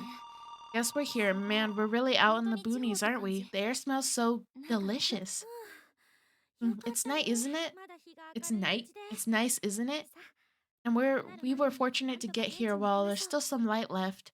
We should find the estate before it gets dark. Yeah. This was the end of the line, a desolate farming community with nothing but farmhouses and fields as far as the eye could see. There was one main road due to the mountainside setting, and due to the mountainside setting of this picturesque village, it maintained its gradual upward slope the whole way. Not a lot of people are around. Yeah, and here I was kind of hoping I could meet with one of the locals and ask some questions. Evidently, the Shinosaki family had a lot of clout here once, were held in high esteem. Really? Since you're a Shinosaki too, I wonder if you have some distant ancestry in common with them or something. I guess it's possible, but there are awful lot of Shinozakis in Japan, you know? That's true. So, are you going the right way? I think it's this way, yeah, but to be honest, the address I found didn't have a house number, so I'm not entirely sure. Oh, but what about your cell phone? Doesn't it have a GPS thing? Can't we use that to figure out where we're going? I already tried, but it looks like there's no map data on the file for this area, which is actually very strange. Say so. The road was paved the whole way, but it was full of cracks and holes, resulting in countless tiny pebbles and patches of sand crunching under our feet. The darker it got, the more noticeable the sound of the uneven terrain became. There was something unsettling about the idea of two schoolgirls in uniform walking through a strange, largely deserted village at the cusp of twilight. Hey, I really think we should stop and ask someone for directions. How about we pay that house a visit? She was pointing out one of the isolated farmhouses directly in front of us. Sounds good. It was getting dark after all. Let's pick up the pace. Excuse me. Hello? Maybe they're not home. Let's try someplace else. Okay. Eek? Yeah? That scared the crap out of me. What was that? Yeah, I don't like this. Let's get away from や here. めましょう。なんか I know it's a little unsettling, but if we don't get some information, we'll never find the place. So come on, let's try asking that at that one. 付近にあった This time she was 青い屋 pointing 根 to の a 民家を slightly 指 more さした inviting looking residence nearby sporting a blue roof. すみません。 Hello? あの Hello, is すみま anyone せん。 home? はい。 Yes? あの Good evening, miss. We're a bit lost and would be very grateful if you could help us find our 玄関 way. ドアのすりガラ I ス could を see a 挟んで figure of a 女 middle-aged 性の woman through 姿 the が見え frosted glass 知ら window. ない人 Or 間の door. 私たちの声にためらったのか女性は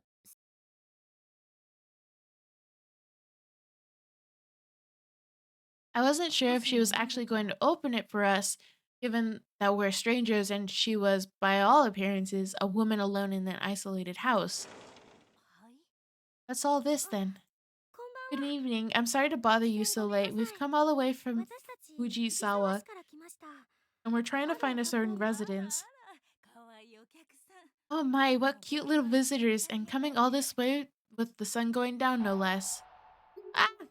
よかった優しそう Thank な人 goodness, she seemed like a 私は perfectly normal, 委員長と perfectly 一緒に kind old にっこ woman. りと頭を Took 下 my げて place next to the おば class さんと rep and 話 bowed を my し head て in どこに行 respect. きたいんだって Where does you're trying to go この then? 住所に行きたく I'm て trying to reach でも this 道の address, but I 詳 don't 細 have が a わから house ないんで number. す This is all I あ know. れ Let's see.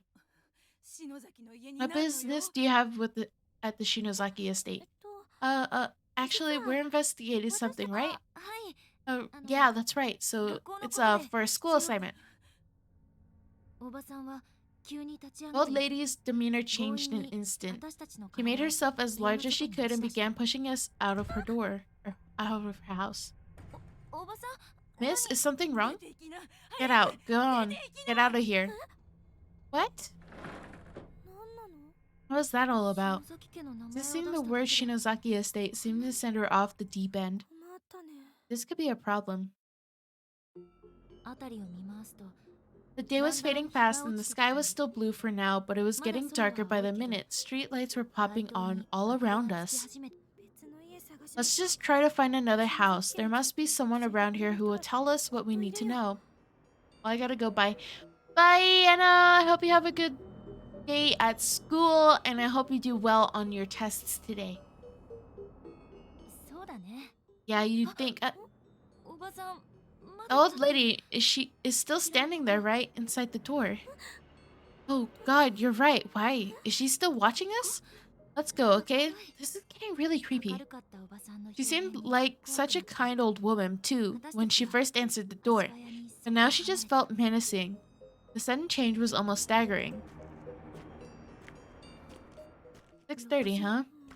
Yeah. それから We walked for 結構な quite a 距離を while だ after んだ that. ん民家は減って Then きて the fields and trees were becoming more plentiful, while houses were becoming much more rare sight. 山に登りつつ The ある road's ので incline had gotten a lot この steeper, 先に too. 進んでも We were literally climbing a mountain now, and the likelihood of finding a house we sought, or any house at all, seemed to be lessening with every step.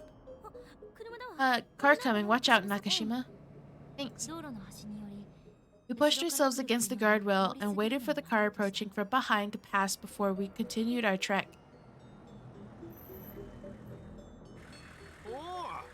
Hey, what are a couple of schoolgirls doing in a place like this? It's dangerous to be walking in the road, you 通り know? 過ぎずに A mini 私たちの横に pickup pulled alongside us, and an older gentleman stuck his head out the window. He seemed like a sociable sort. あの We're actually looking for this Shinozaki residence, if you have any idea where that is. Shinozaki? Ah, yeah, the old Shinozaki estate. It's up that away, deep in the この mountains. 先ですか Just up ahead? Yep. よかった Well, that's good. We've been going the right way after all. Yeah, but it's a ways in there. Bins is walking, and it's gonna take you a good long while. Don't know what business you got in that place like that, but hop in if you want. I'll take you up. 委員長と Class rep and I looked one another square in the eyes. He seemed a little shady, but it was getting pretty late, and as they say, beggars can't be choosers. 渡りに船 We じゃない wouldn't だろう get another opportunity like 私 this. たちはお礼を言って So we thanked the old man and got in his truck. And the truck's supposed to be a 3-seater, but it's kind of crowded. Sorry about that. That's quite alright. We're very grateful. If we kept on walking, it would have been nighttime before we knew it. Well, I sure ain't got a lot of business up at the old Shinozaki estate on the mountain these days. What are you two looking to go up there? Anyhow, it's so weird to read his dialogue. Well, I'm not really sure how to put it. Let's just say there's some information we're trying to find. Information? About a nurse who lived there a long time ago, a woman named Yoshi Shinozaki. Yeah, back in the day, it used to be a home-run clinic, it did.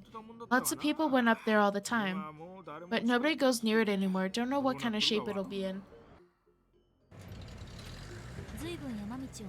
We just kept driving farther up the mountain path, and the higher we got, the rougher the ride became. Road maintenance was clearly not a priority here. With 4 tires on 4 different elevations at any given point in time, the truck was being rocked to its core. Ow. Are you okay? Yeah, I'm fine. I'm just glad I'm wearing a seatbelt. This is quite the road, isn't it, mister? The old man's driving was starting to frighten me. I could see Ayumi's head bouncing up and down, and it honestly felt like we were on a runaway vehicle. Mister, aren't you going a little fast?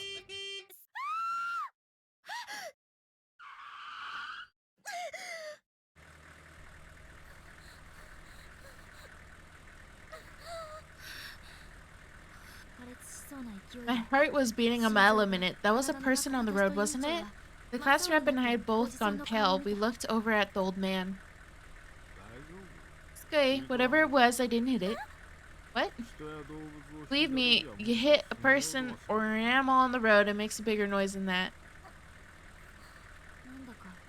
This old man seemed to have gone a little weird now as well. And much like the old woman in town, he started off so kind and helpful. Who's that in the road? Don't know. Hey, end of the line. Can't go no further by car. You're gonna have to hoof it. You going, or you want me to drive you back? Thanks very much, sir. I'll be waiting here for you. You just come back here when you're done. Can't ready to leave two little girls out here by themselves after all. Thank you for your consideration. Class rep, you okay? That was scary. There was definitely something strange about him, but he did say he'll wait for us, so I think he's a good person where it counts. Yeah, I guess you're right. The sun was setting rapidly and evening was in full stride, and at the top of this uncompromisingly steep road sat Yoshi Shinozaki's home and clinic. Oh, look, the plateau's ahead. Is that the place? We finally made it. Is this? There's nothing here. This had to be the place, the site of the Shinozaki estate. But there was no house here anymore. The building was torn down. It was an empty lot. And after we came all this way too. Wait, hold up. Look over there. Is that a barn? You're right. I wonder why this is spared if the estate wasn't. It was a small barn on the edge of the property, and remarkably, when I flipped the light switch, the lights actually came on. It still had electricity. Is this possible? Yeah, it's kind of giving me the creeps. Despite our misgivings, we'd gone far outside our comfort zone, and we'd get here, out of our comfort zone to get here, so we set about searching this mysterious barn for any answers. God, I hate this. There's a mess of old cardboard boxes here, along with a rusted toolbox and any number of odds and ends. There doesn't seem to be anything particularly useful on or among any of them, however. Hey, look, this box has Shinozaki 1 written on it. You're right. I guess that means this really was Yoshi Shinozaki's house at some point. It's a hemp sack that's filled to the brim with some kind of grain, probably feed or for farm animals. Guess they had chickens or something here. Yeah. It's a large drum that seems to have once been used for burning waste products. Nothing but soot and ash in here. I wonder what was burned in here. I don't know. Looks like a plain old ash to me, but it could have been anything.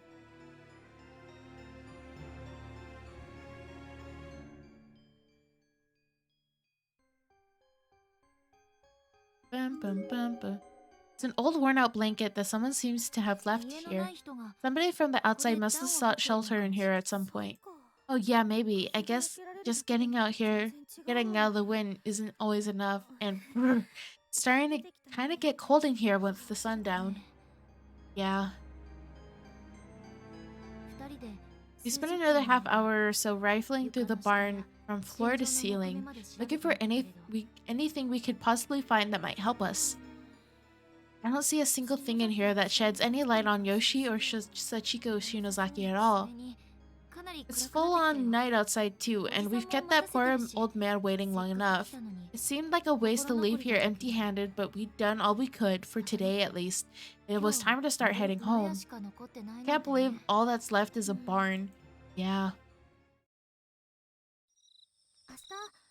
We should come back tomorrow a little earlier. I'd like to try talking to more of the locals. Sounds like a plan.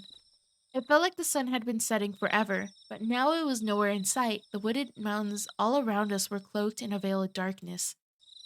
There weren't any lights to help guide our path either, so we really couldn't see where we were going. Man, it's dark. Was this the way we came? We need to find our way back to the road. I think that's it, though, since I remember just walking straight toward the barn. Ah, class rep, look! Nestled among the branches just beyond a small grove of trees, the inside lights of a tiny truck shone like a beacon in the night. It's the old man's truck.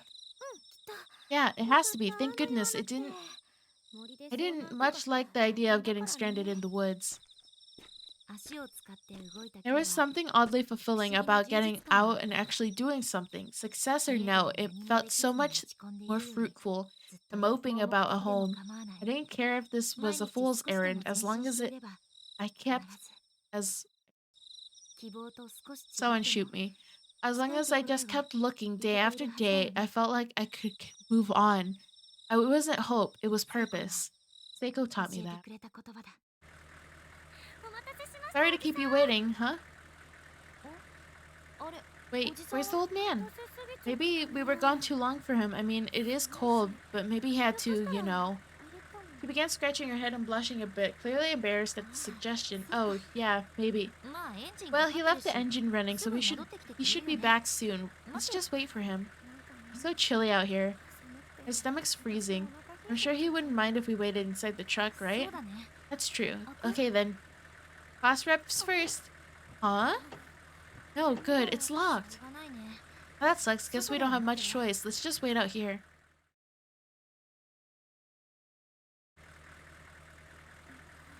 So cold outside. What time is it anyway? 8:17. About the right time for a cold night air to really. Old man's not coming back, is he? What do we do? It was so dark we couldn't even see the road, and climbing all the way back down would require far more of a hike than we were prepared for. Think of something. I noticed this when we were in the truck coming up here. There's an awful lot of spots along the road where the guardrail is out. There were indeed. I could easily imagine being blissfully unaware that we were near the edge of the road, then slipping and falling down the mountain. And since there are no lights, walking seems pretty dangerous, don't you think? You have a point. We should probably just keep waiting. If the old man is off doing his business, then he'll probably be back any minute anyway. Yeah, it is cold, but I'd say we wait.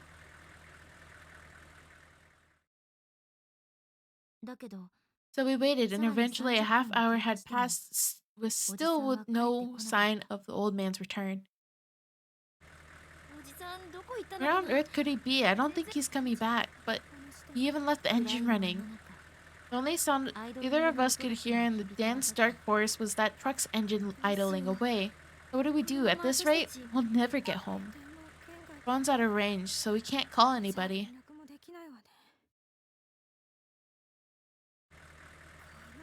I guess our only choice is Nakashima, what do you think about returning to that barn? I mean, it's got light at least. Why the barn? Well, if we can't get back down the mountain tonight, we should at least take shelter and rest until morning, don't you think? This seems safer than staying here. So we're going to spend the night? I shuddered at the thought of spending the whole night out on this cold, dark mountain. But she was right, we really didn't have much of a choice. I agree with her that this was the only real course of action that made sense, but safer than staying here? Yeah, I just get a bad feeling from this road or from this whole mountain, really. It's like there's some kind of presence. And our best bet for dealing with it is to go someplace well lit and get out of the elements. You feel a presence? Is it something we should be afraid of? I don't know. I'm not even sure if it's a person or something else, and it could be one presence or many. All I can really say is that we're being watched. Okay then, let's hurry up and get back to that barn. Finding ourselves left with no other choice, we put the road behind us and began walking up the dirt path leading back to the Shinozaki's family barn. However, was the barn this far from the road before? This is weird. It's really weird. It's like the road leading to it is just up then vanished. Does this mean we're... Wait, don't wander off. Oh, sorry. Let's try retracing our steps. We'll just turn around and go back the way we came. Sounds good to me. I bet they're gonna get lost.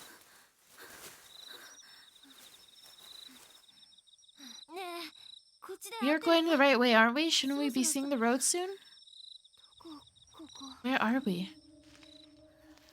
Oh god, no, we're lost. We're lost in the middle of the damn forest. What?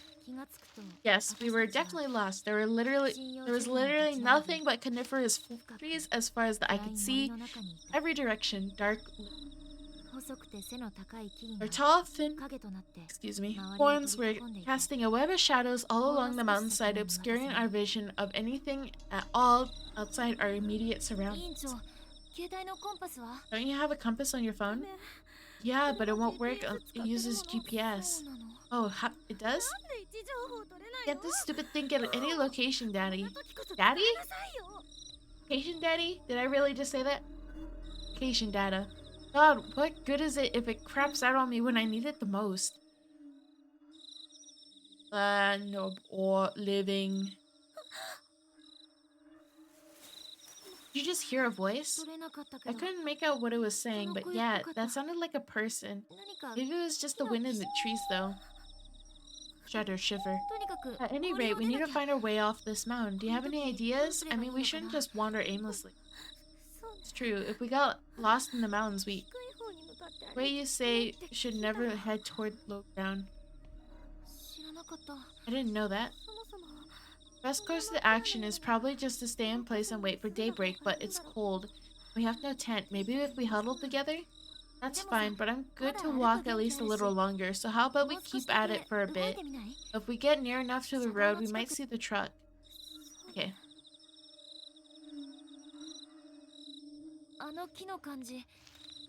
I swear we walked right by those trees already. But there's no way we could have walked in circles, is there? Everything looked the same up here no matter where we went. We both began to wonder if we were making any progress at all. What is it? Oh, there, I heard something. Huh? Where? Where was it?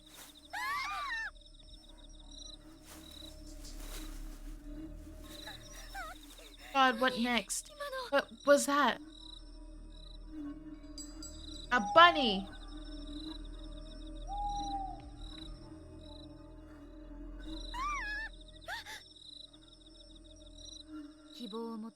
We kept clinging to the faint hope that we might soon emerge from this endless woods, but all that got us was a good 2 hours worth of slogging. Rough terrain was killing our legs, and our stamina had been worn down to the bone. I can't move anymore. Class rep plopped herself down onto a bed of dry leaves on the ground, and just as she did... Oh, class rep, look, look! Beyond the silhouette of many conifers in the edge of our vision, a faint light could be seen. We're saved. Thank you, Nakashima. Thank you for noticing that. No problem, let's go. We were both dead tired and our legs hurt like hell, but we forgot all of that at the sight of a possible salvation and just took off running. As it happens, the barn we'd just been looking for all this time was the source of the light. Those naked light bulbs shone like beacons in the night sky. Thank God. Oh, it's the barn. I thought it was going to be the old man's truck. Yeah, me too, but this is even better. The barn is what we were looking for after all. But I don't remember leaving the lights on when we left, do you? We should have shut them off. Yeah, but it's certainly possible we didn't. Well, if we were the ones who left them on, then we just saved our own asses. So I guess I should thank goodness for I can't remember what it said. All we had to do was push through some undergrowth as tall as we were, and then we'd be there. Seems we'd somehow circled around back to the lot. Made it. Let's go inside, shall we? Sure. Man, just having light makes all the difference in the world, doesn't it? My phone's clock was showing just past 10:40. I started thinking about home and how much my mom must be worrying by now. Feeling a bit saddened, I hesitated at the barn door when all of a sudden the class rep let out a nearly voiceless cry of absolute shock. She was staring into darkness just past the building, shuddering in terror. What's wrong? Nakashima looked right next to the barn. What I saw there was something that couldn't be. Something far beyond my imagination and comprehension alike.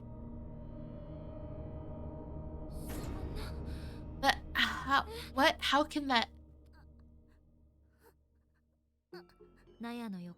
There, where the Shinozaki estate once stood, in what was nothing more than an abandoned lot only a few hours earlier, an old, humble residence now rose above us. It seemed almost to be floating in thin air, but it was very clearly an actual corporeal building. Two of us stood there staring at it for several minutes, completely dumbfounded. Why? It wasn't there this evening. It wasn't. It definitely wasn't, but... So why is it here now? How should I know? I had goosebumps all over my body. A cold sweat began tracing lines down my back. Is it just me or is it glowing? What are we even looking at? Aside from its more ethereal qualities, it was just an old beat-up two-story farmhouse. But sure enough, the nameplate by the door read Shinozaki. This was without a doubt the house where Yoshi and Sachiko Shinozaki lived. Oh god, you're hyperventilating. Are you alright? Class rep raised a hand to stop me from intervening. I'm okay, but thank you. I just have to keep my mouth closed and it'll pass. Hey, Nakashima, I think now's our chance. What? Came here to learn the secrets of the Shinozaki estate, and well, here we are. It's inviting us in. It's daring us to look around.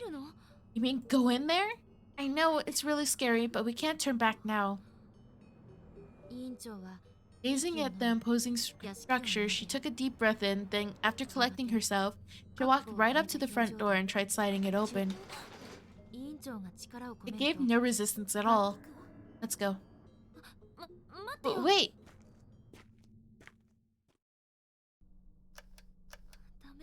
No good.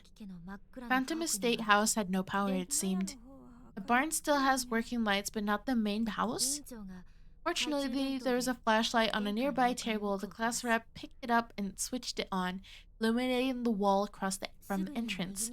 Not that there was much to see. The entranceway itself was extremely small, breaking off to the right at the solid wooden door just a few steps in. A quick pan to the left then revealed a steep hardwood staircase leading up. That was pretty much the entire room. Be careful, the energy in here is strong. She'd gone completely pale. I could tell just by looking at her that she'd sensed something. Her eyes shone with a mixture of terror and determination. It's much darker than Heavenly Host. The energy in this house is jet black. Really? Don't let your guard down, not for 1 second. Thinking back to our first steps into the house were basically the start of it all. It was at this point that we'd left our world of the ordinary far behind. Simply being able to see these walls, these floors, these ceilings with our naked eyes directly defied the laws of nature. The house itself was a ghost. Literally anything could happen in here. I knew that and was doing everything I could to brace myself for the trials ahead. But the fear was still there and the shaking wouldn't stop. I don't really know how to explain it, but there's something like a literal wave of emotional turmoil cutting right through the air in here. It's pretty much deeply ingrained, too. I wonder what happened before this place was torn down. Wait, we're gonna be playing this? Oh my god, all that reading just to keep playing. Door isn't locked, nor is it sealed shut like in the school, but it still won't open. There seems full. My throat hurts. Oh my gosh. There seems to be something heavy blocking it from the other side. Ah! The shoe shelves were full of dead rats. Each one of them, without exception, has had its stomach dug out. Maybe they all ate each other. Hopefully they ate each other. It's an old picture frame, but the glass is broken and there's no picture inside. Landscape painting of a lake somewhere. It's hard to tell in this light, but it looks almost like the lake surface is compromised entirely of outstretched hands reaching from the bottom. It's gonna be much more unsettling. This mirror frightens me. I'd rather not look into it at all if I can help it. Why not? Well, a mirror is an object that people peer into, and over time their thoughts and feelings can burn themselves into the glass. It's very common. Now that you mention it, I guess mirrors do kind of make me feel weird when I'm being watched, even though I know it's just me in there. That wasn't me and Nikashima I just saw just now. It looked like Sachiko and Shinohara. Maybe it was just my imagination. It better have been, because I don't want to deal with this crap. I just want to sleep. The staircase is very plain and the stairs themselves are exceptionally steep. They're also quite old and seem to have absorbed a good deal of moisture, so it would be best to take care when climbing them. Hydrate. Okay, I'm finishing this water bottle, but thank you for the hydrate, Ino. Water the rice. I am watering the rice. Made me finish my water bottle. Every last drop is in my... Whew. Okay, then what do I do?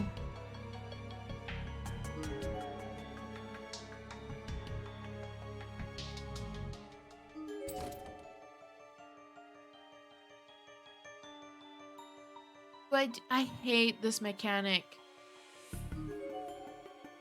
There are a couple of framed photographs of Sachiko here dressed in a normal formal kimono. Looks like they're taken during Sachiko's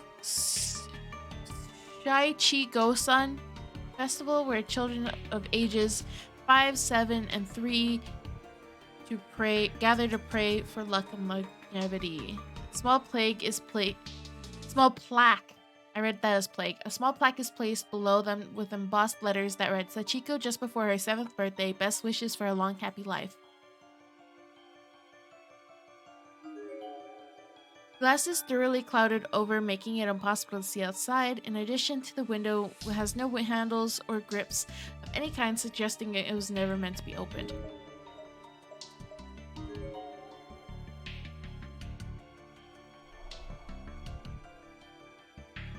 Oh, let's look in the bathroom. It's a Japanese-style floor toilet. Every part of it is distressingly filthy, and there are spider webs strung up all along the side.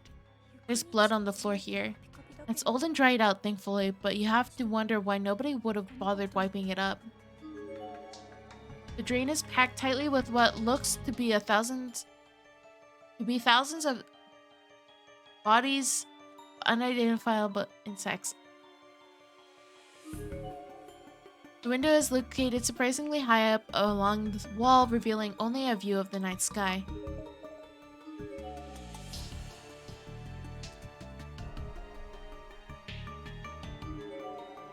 This window seems to be facing the moon right now, and it's letting in a surprisingly amount of ambient light. You got me. Lady, I thought you were at school. Are you on the bus? Ma'am? Why you always catch me slouching?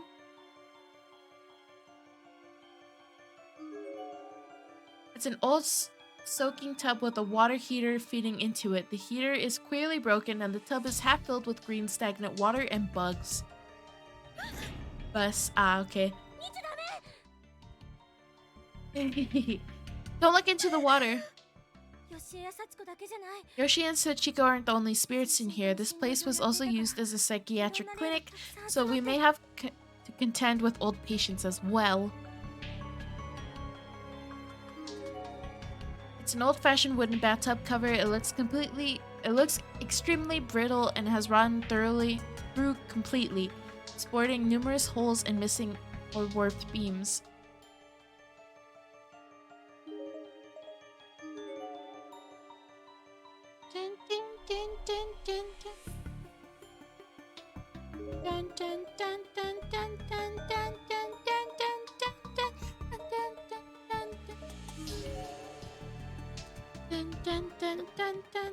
These stairs don't feel safe. Ow. Are you okay? Yeah, I'm fine. The floorboards are pretty well rotted through though, so be really careful. Best to hang onto the wall for leverage as you go. It's so weird. This is a house that shouldn't even exist. But we can touch everything. We can pick it all up. It's all real. I seem to recall reading about cases before where the house itself is basically just a spiritual echo. But this seems totally different.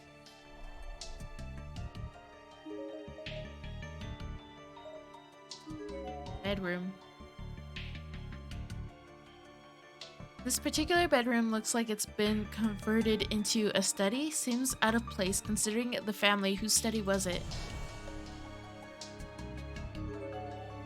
The bookshelf is full of old books that have been thoroughly wrecked with age. Every one of them is yellow, musty, and falling apart.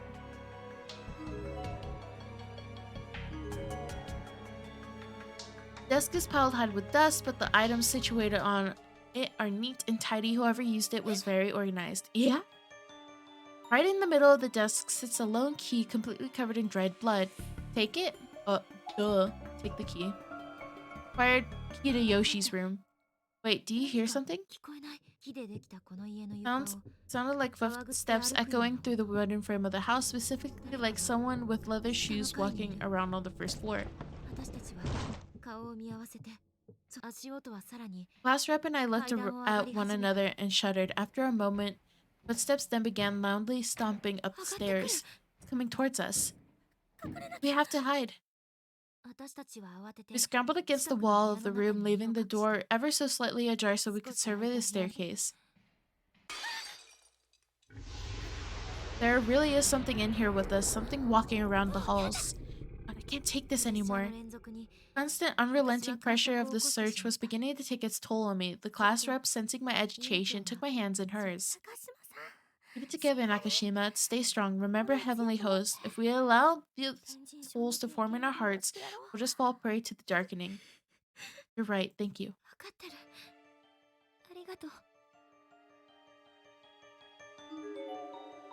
One of the right legs is bent beyond repair, and there's a thick layer of dust piled on top of it. No one's been sitting here for a long time.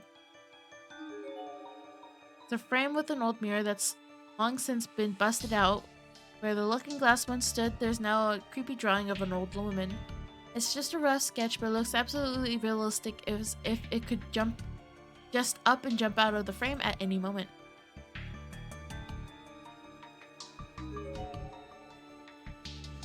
Yeah, there's nothing of interest in the desk now. Well, it's worth a shot. Okay. We'll go to the other bedroom. Door is locked. But it looks like the key from the other room fits. This 部屋の is. 至る所に There are photos of 幸子の Sachiko 写真 all が over 貼っ the てあ room. って Virtually everywhere there was space for 全 them. 部愛しそう Mother clearly held her very dear.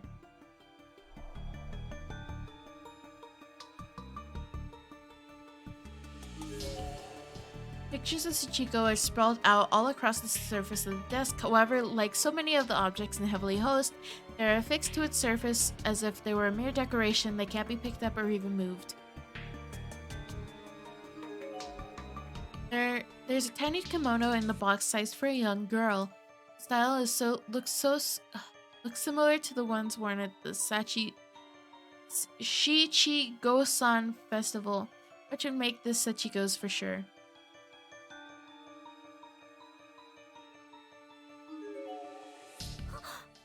Nakashima, look up there. Oh, is that? 部屋の一角 Perched high off the ground, a traditional household shrine was affixed to the wall, and within it was an easily recognizable そっくり paper な doll. 歌の鏡を An offering, I guess? It's enshrined alongside with a mirror imitating the shape of Yata no Kagami. This must be the doll that Nahu brought back with her. Apparently, the class rep's parting in Heavenly Hosts with her former role model Nahu had not been a pleasant one. She looked momentarily distraught. In front of the enshrined doll, there was a square sheet of yellow paper containing a hand-inked instruction on performing an all too familiar ritual. Spirit in the ever after, to confer a dying land upon an offering, one shall meditate on her name. Please must be spoken in silence a number of times equal to all transgressors plus the offering. An avatar for the offering must then be thrown and split equally amongst the transgressors. Performed correctly, the offering's desired location shall become the land in which she dies. 幸せの幸子さんの This was the original form of Sachiko Ever After ritual. So did Yoshi use Sachiko as an offering in order to make Heavenly Host the land of her death? 二人とも生きている時に This would have had to happen while she was still alive, but why? What was she hoping to accomplish? 日常の幸せな Picture after 瞬間を picture, 捉え each た写真 depicting some happy moment in Shinozaki's family. Yoshi's overwhelming love for Sachiko came through in every shot. What is that all about? たくさんの幸せそうな写真を Photographs 見せて depicting the Shinozaki 家族 women 三人の were all 写真 fine, だ but けは those that showed Sachiko with both her parents were a bit different. 吉江の In each one of them, the man who was presumably Yoshi's husband had his face completely blackened out with a ballpoint pen. That had to be Sachiko's dad, right? 部屋 But を見 why? 渡すと Looking around the room, it really was every single photograph that depicted this man. His face was inked out in literally every picture. なんだろうこれ So what's this 壁に now? It 0 appeared から to be 9 a の数字を bedded 打ち込む wall safe with a 6畳の circular ようなものが padlock 埋め込まれている and の a を見つ panel け of た buttons comprised of the digits 0 and 9. Let me see. This looks なん like か金庫っぽい almost よ like a ね vault of some kind, doesn't it? 適当に押してみたけど Tried pressing the 反応がない button of Redum in hopes opening the lock by pure chance, but that didn't do a 丸い thing. 状の端には Following the spin clockwise indicator etched into the seal safe, 錠全体 tried が spinning the lock 少し itself 回 as るようにな well, って but いた had no luck with 回 that 転させ either. る In と fact, as 押し soon 込 as ん the だ lock 数字 made が out 全て戻り made one full リセットされ rotation, た all the buttons we pressed in suddenly popped back out. So we're dealing with a combination locked safe, surrounded by photos of Sachiko from when she was still alive. 吉江が設置 If したものだと Yoshi's し the たら one who set up the combination, it's probably safe to assume that it's something to do with Sachiko. そっか No, you're absolutely 案外 right. 単純にそうなっ Must てい be るかも something really simple. Whoever used the safe would have chosen something they wouldn't forget after all. Question is, what would that something be? いくつか試し Tried a に押し handful 込ん of でみ different ましたが combinations based on homonyms, rhyming, and all the like. けれどことごとく Every カチャ time ン we と just spin 壁 the を lock, 倒し hear a metallic リセット thunk, さ and れ watch the numbers reset on us. 幸子 Sachiko, come on, think. We made it back from Heavenly Host alive, so there must be some tidbit of knowledge we can use. ない What had we actually learned about Sachiko though? Number-wise, all I can think of was an approximate height. That didn't work. What was it that plaque in the stairwell just before her 7th birthday? You know, kimono she was wearing in the picture as well. was an exact match for the one we found in the box in the middle of this room. It seemed as if Yoshi were really fixated on Sachiko turning 7, so what about we just the number 7 by itself? It was a long shot, but... Hey, I got it. Oh, nice job, Nakashima. The area of the wall all around the safe opened up like a secret door, the combination lock holding in place serving as a doorknob. Beyond the tiny door, a door so small that we had to crawl to fit in it through it, was a long staircase stretching down into a hidden underground room. Spiderwebs and dust here is really thick. Hey, come on, I want to see too. Is this some kind of storehouse, maybe? I tried to get a better look at what we were crawling into, but the stairs went so far down that even with the flashlight, it was just too dark. So this is a hidden passageway that shouldn't exist, inside a building that shouldn't exist. I think the danger level has reached its peak here. Feels like we're standing at an entrance to some realm that's not even a part of this world. Class rep looked at me right in the eye. I was scared, but I knew exactly what she was going to say. She didn't need to speak a single word. Even if all that waited down here was an unimaginable, horrific end, we're standing at the source of the answers, so we desperately sought what we were poised to uncover, the truth behind the curse of the Sachiko ever after. This is Shinozaki. This was the gate to a new world. If we turned back, we'd regret it for the rest of our lives. The two of us just looked one each other in the eyes and nodded. We were ready to descend the staircase into whatever abyss lurked below. I don't think even Naho made it this far. So be careful, Nakashima. Stay alert and focus down there no matter what happens. He began descending the stairs ahead of me, but stopped and looked back after only a few steps to issue me this one last warning. I nodded again. It's those same footsteps. There really is something else in here with us, wandering around. And it sounds like it's on the second floor. They were extremely close. It sounded as if they were poised just outside the door to Yoshi's room, just a few feet away. Nakashima, down the stairs, hurry.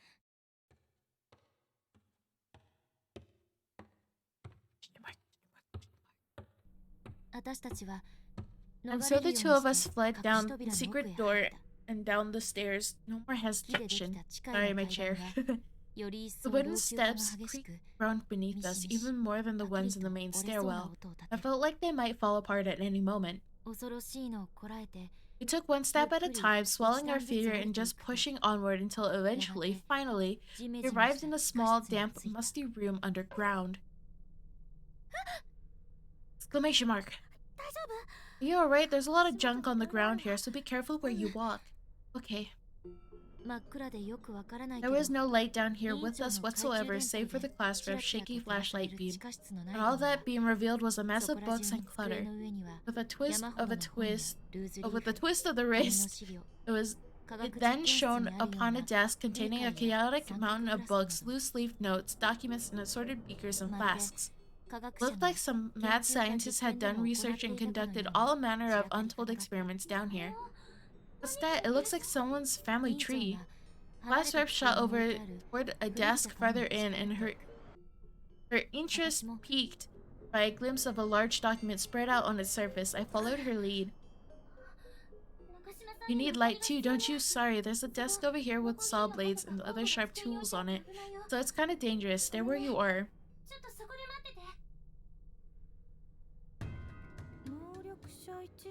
Genealogy chart gifted line? Really is a family tree, but what does it mean by gifted? Shinozaki, Mifune, Shimamura, Hira, Nagao. I recognize some of these names. That's right, it's not necessarily a lie. They were many individuals born the closing days of the Meiji period who possessed remarkable powers. These people achieved fame by their photography abilities and psychic talents prior to the so-called Senrigan Jiken or clairvoyance controversy. Izuku Mifune and Ikuko Nagao were particularly noteworthy figures at the time, and whether their abilities were real or not is not beside the point. What matters is even after the scientific community disregarded such abilities, the truly gifted continue exploring them anyway, often in secret. So if the gifted line does that mean Yoshi and Sachiko descended from those famous clairvoyants?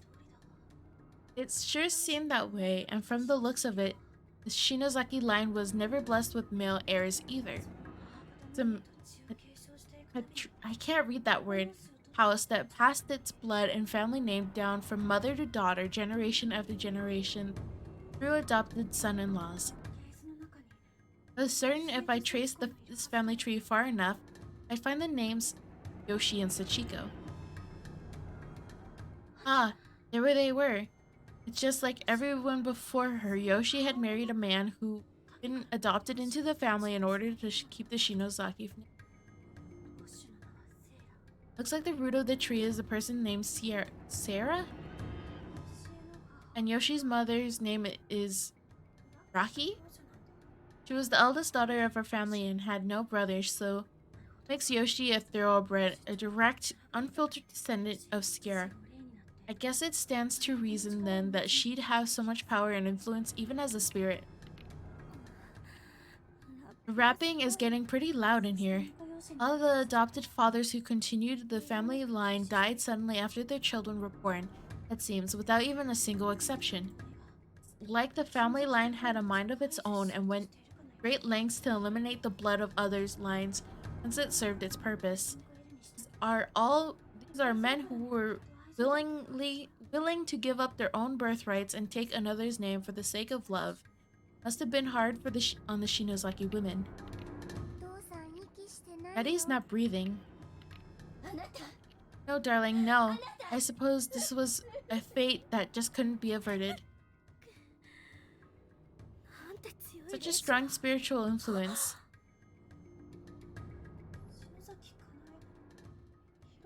Kananai Shinozaki Hirohito Ayato. That's my grandmother, my grandfather, and my dad.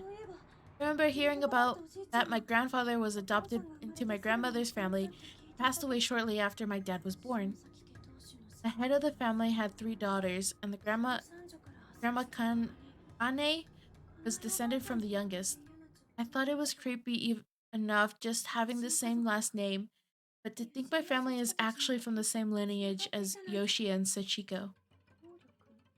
Am I gifted then? What does that even mean? Hey, did you find something? It's pitch black and really creepy just standing here, you know? Yeah, sorry about that. I'll be right there. In fact, a fire hazard or no, how about I lend you one of my candles? So much. Class rep had an old, oversized sheet of paper in her hand and was shaking wildly. Did she find some crucial piece of information, I wondered? Book of Shadows. Class rep, are you okay? It hurts. My head, it feels like it's being crushed in a vice. No, stop this. Keep it together.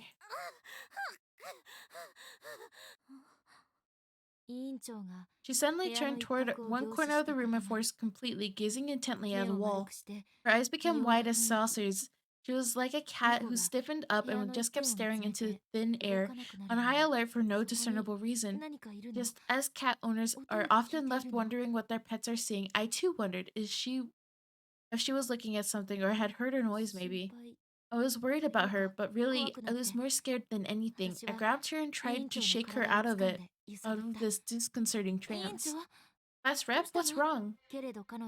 But she brushed me off and held my hand as if to say, hold it right there. She then began walking slowly toward the corner she'd been watching. There didn't seem to be anything special about it. It looked no different from anything else in the room. It was just an ordinary wall. For a few moments longer, the class rep just stood there, gazing at this empty space. Then, with no explanation, she began tearing away loose boards. It wasn't difficult to do. The entire room was old and in tremendous disrepair. The wood was quite thoroughly rotted. Each board came off easily. Eventually, small gaps began to form. She stuck her fingers into these and pulled, taking away whole chunks of the wall, forming a bigger and bigger crevices. Crevices then finally merged into one big gaping hole through a hidden sub-room, no bigger than a closet, had now been fully exposed. That sub-room sat a thick, dark tome. The Book of Shadows. Why is this in Japan? What's going on? What's the Book of Shadows? Whatever it was clearly a very old book, and it didn't look like it was bound from paper. There are small ornamental patterns sewn into it, all of which had a certain disconcerting quality about them. In addition, a liquid that looked just as much like blood as it did ink had pulled into multi-hued stains all across the lip of the front cover. And that grotesque cover was already unpleasant looking enough to begin with. There's no mistaking it, these pages were made from human skin and animal hide. This is without a doubt the Book of Shadows. Sis told me about it. It's a dark tome with a long history wrought in blood passed down from generation to generation in secret. It dates back to the tumultuous days of the witch hunts and occurred at the end of the Middle Ages, primarily in Europe. Witch hunts? Yeah, mass paranoia led to the indiscriminate persecution and slaughter of as many as 40,000 people. They were suspected of practicing black magic and making pacts with the devil. So the churches and local communities brought them to a trial where they were almost always subjected to horrible torture and eventually executed. I have to move again. Oh. Usually in really cruel ways. People began blaming them for natural disasters, poverty, and other unfortunate realities of life, and influential individuals used them as scapegoats. The vast majority of those killed were just innocent victims of circumstance who happened to be in the wrong place at the wrong time. But there were a few gifted people among them who legitimately mastered the practical use of magic. There's a corner of a panty shop, don't look. Gifted people? What do you mean by practical use of magic? Are you talking about like witches flying around on brooms and stuff? That's impossible. It's hard to believe, isn't it? But I want you to know everything about this, Ayumi. About the things in this world that science can't quite explain, the paranormal. I'm already familiar with your studies, though. You taught me the laws of the natural world and that the true nature of magic is prayer. It makes sense, too. It's really easy to understand how powers like that would work. But anything more than that, like flying around on brooms and stuff, just seems like fantasy to me. And I'm sure that's what Dad and Mom must have thought too, when I told them I was interested in Wicca. To them, it was all dangerous fantasy. Though there are also the Shinosaki family roots to consider, but that's a long story, so how about we save it for another time? Huh? Okay. Witches, you see, currently looking. No, you can't see it because my mouse is over it. Ha, get wrecked. Get wrecked, Ino. Witches, you see, were usually village elders and sages back in those days, conducting themselves with intelligence, dignity, and honor. So when the witches began, they were smart enough to hide their powers from the public view, and as a result, ironically, the majority of them survived. But even after the ban on witchcraft was lifted, the memories of what happened remained, and the black arts continued to be socially shunned. Eventually, the powers of magic began to fade with disuse. Thank you for bunking, Ino. And the witches feared that these powers, passed from generation to generation throughout their long, proud history, were in danger of becoming lost forever. So they began chronicling them on paper in painstaking detail for all posterity. And that chronicle is right here, the Book of Shadows. Passed from one gifted mage to another, revised and appended countless times, a complete guide to witchcraft, detailing spells pertaining to all creation. You may have heard of Owl Azif, the infamous Lovecraftian grimoire that everyone says is just a work of fiction. But whenever this book comes up, even among researchers, people always debate whether or not it's real. They always admit it's a possibility. Supposedly, it contains a complete listing of white and black magic spells, all manner of lost arts, and even some forbidden acts of sorcery, as in the really dangerous kinds of magic. Huh. It would be really dangerous in the wrong hands. That's why it was supposed to have been enshrined and kept under watch by the witch's descendants. But why is something like that then tucked away in a hidden room in a ruined Japan? I don't know, but it's been a good half a century or so since anyone been able to prove they laid eyes on it. And that's led many people to start doubting its existence. The class rep suddenly picked up the book and began casually thumbing through it, as if she were looking up a word in the dictionary. Hey, is it really okay to be holding that, much less opening it? Yeah, it can't hurt to take a quick look. The tome, with its cover that seemed to have been stitched together from the hides of many different animals, looked heavy in the class rep's hand. She became instantly engrossed in its contents as she hungrily flipped through the pages one after another. As for me, all I could do was watch in awe as my very real friend and classmate lost herself in this very occult book in this very impossible place. As expected, the book was written not in Japanese, but in a mixture of French and what I could only assume was a magic rooms of some sort. As a high school student, I certainly couldn't read any of it, nor could the class rep, but some of the pages had Japanese notes scribbled in the margins. Notes that were very possibly penciled in by Yoshi Shinozaki. I have no idea if there will be Japanese footnotes for it or not, but I'm betting if I look into the sorcery section. A glint in her eyes was one of desperation as she continued flipping through the pages. What was she doing? I was starting to get uncomfortably nervous about the whole thing. Eventually, her legs must have gotten tired as she just sat down on the floor, but she continued paging through the shadows. Then finally, she seemed to find whatever she was looking for. The sound of the stretched skin flipping upon itself stopped, and she just stared. This is it.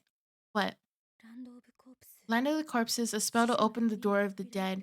I think this is what created Heavenly Host. There are notes all over it. There certainly are, but why has this whole page been crossed out like that? I don't know, maybe the spell failed, maybe whoever was casting it seized up with fear partway through. But that doesn't matter now. Look at this. Look, Nakashi, raising of corpses, a spell to resurrect dead. That can't actually work, can it? Resurrecting the dead? Is it just impossible? Are you still bound by common sense then? Have you forgotten where we are right now? I had to admit, that was a really good point. Reality, as I knew it was, far different now than it was when I woke up this morning. But is it okay for us to do something like that? I mean, ethically, won't we be crossing a line of humans aren't supposed to cross? Are you scared? Huh? You're not just scared, you're also forgetting all about all the people we lost, about what they've been going through.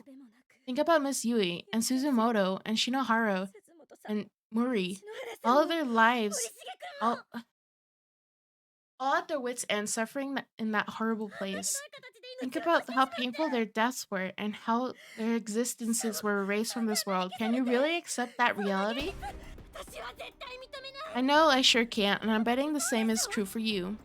That's right, our friends were dead. They died, and we came here so we could do something about it. And if we didn't do this, nothing would change. They'd still be dead, no hope of ever hearing their voices again, their faces eventually forgotten. Tears began welling up in my eyes. I missed them so much. I'd do whatever it took to get them back. If I could just see them again. If I could just talk to Seiko even one more time. It's okay. There's nothing to be afraid of anymore. We climbed our way out of that hell. We broke free from Heavenly Host. So let's follow our hearts now. If there's anything we can do to fix this situation, then we have to do it. So come on, let's go. Okay. It didn't matter how improbable or even impossible this was. Even if there was only a 1 in a million chance, we had to take it. It was absolutely foolish of us to try this. It was natural and unholy and completely unadvisable, but as long as there was the slightest possibility, this was something that just had to be done. We weren't about to give up without a fight.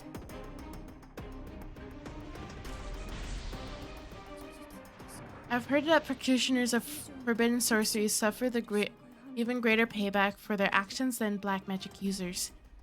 But this book wasn't written in Japanese, and I can't read the parts that weren't about that. So, out of sight, out of mind, I can handle this. This isn't quite the solution I had in mind, but as long as it lets us reunite with the friends we lost, I don't really care. Since they don't even exist in this world anymore, dragging them back by force seems like our only option. Yeah, so let's just do it.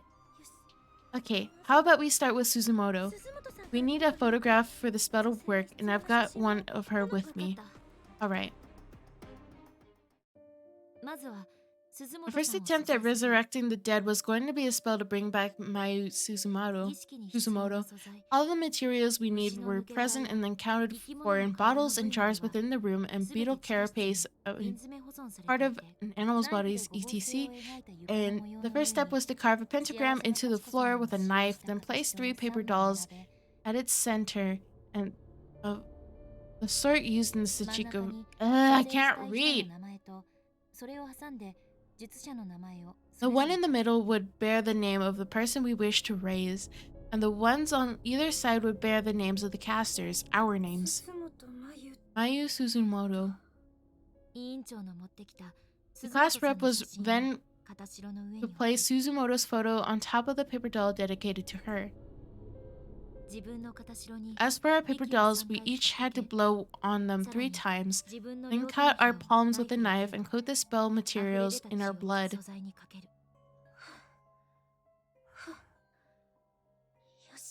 Okay, here we go. Be strong.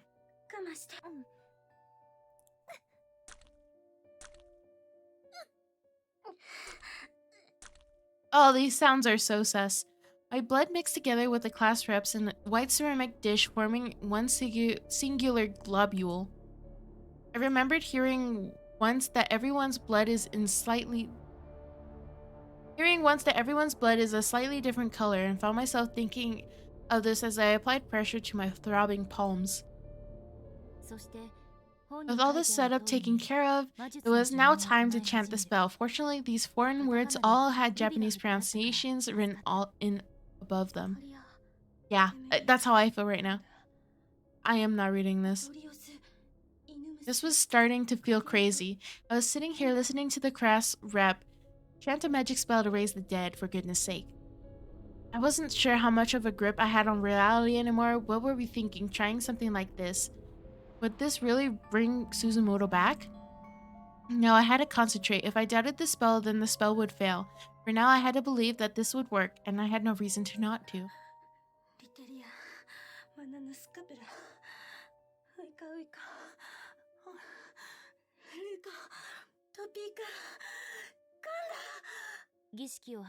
Ritual took several hours to complete, with the class rep carefully chanting away the whole time. Finally, the last word on the last page was spoken. Class rep? Are you okay? Come on. Well, do you think it's going to work?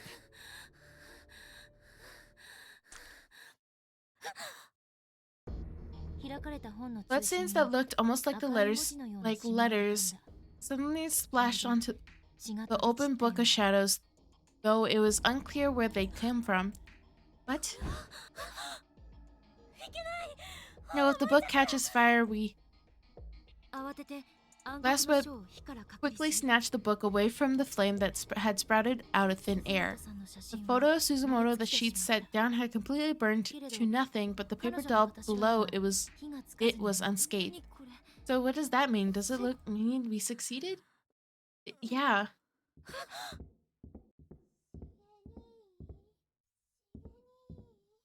Are you? That voice was unmistakably Suzumoto's. The two of us took one another's hands. We just waited. Jake, where are you? I started to call out to her, but the class rep held her other hand to stop me. Something's not right. What do you mean? He's walking in circles. After another few footsteps, we heard an unmistakable sound of a heavy safe door we'd left ajar opening up all the way. Then the footsteps resumed, and this time they were coming towards us. I had instinctively shrunken back and frozen myself in place, afraid of the unknown presence approaching us from above. She was certainly in no hurry. Slowly plodding, she climbed down the staircase. It was Suzumoto, all right, but her face was completely blotted out. No eyes, no nose, no mouth.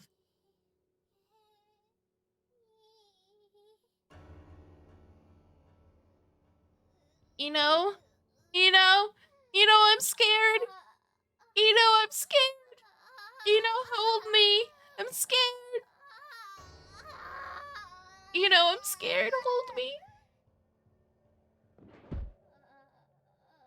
I'm scared too. Hold me. Panty shot. Don't look. I couldn't tell if she was screaming or moaning, but either way, she was clearly in agony. The sound was barely even human. It was a death knell.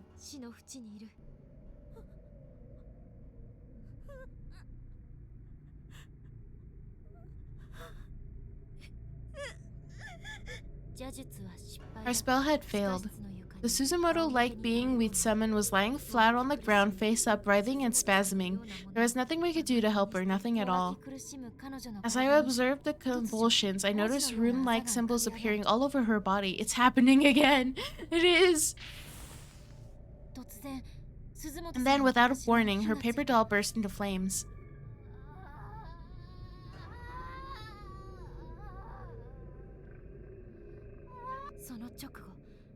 As soon as it did, blood began spraying from each of the runes on her body like water shooting from a fire hose.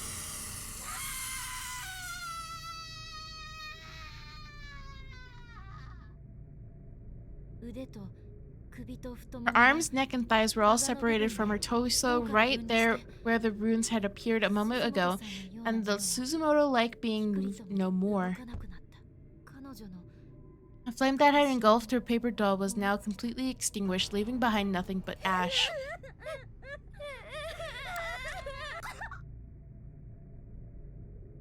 What? Then the class rep fell to her knees as well.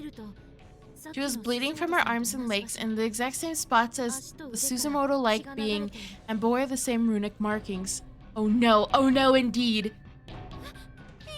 Class rep.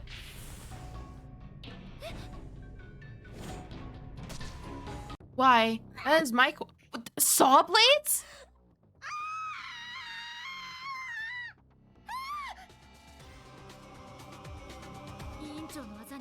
Why? I don't know. Rounded saw blades were now jutting from the marks of her body. Why? Where had they come from? Oh god, it hurts. Class rep. It hurts. What is this?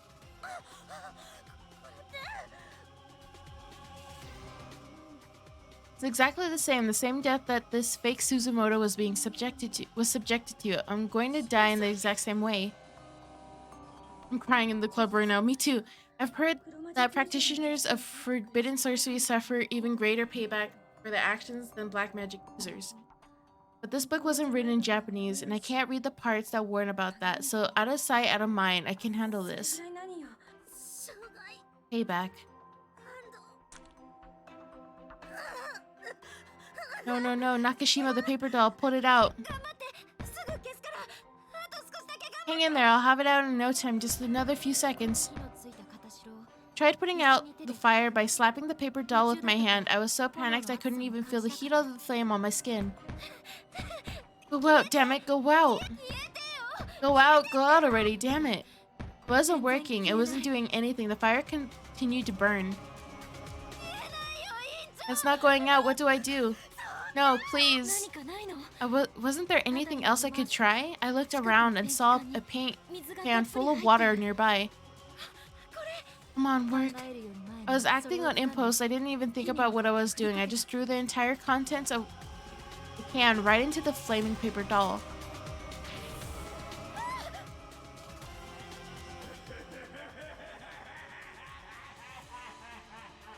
What?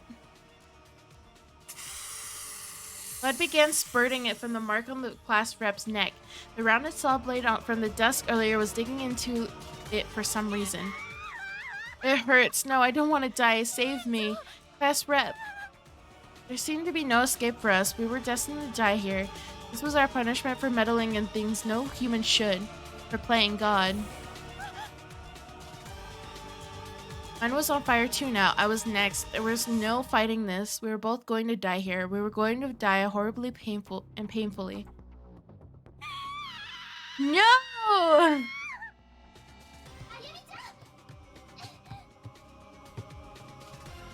Like an angel sent down from on high, our savior suddenly appeared. A woman older than us scrambled down the stairs, calling out the class rep's name. She leaped over the railing and practically dove toward the burning paper dolls. By the power of the guardian spirits, I cast out that which would do us harm. Hahaha, you fool, you used the book of shouters. I didn't have a choice. I'm just reading this right now. I wouldn't have done it anyways. I wouldn't have done it. Nope, nope, nope. Sis? The fire is out. I had no idea what this woman had just done, but whatever it was, it saved us. The flames were out and we were no longer in danger. And the class rep's neck, though gashed, was still fully intact. Sis saved Pog. I know, right? Poggers in chat. She flung herself at this new arrival and latched on, tears practically exploding from her eyes. And hero. Yes, a hero. I guess this was the sister of hers I'd heard so much about. Sis, you came to save me. Oh, I can't click on this. Okay. But how did you know where I was? Sis?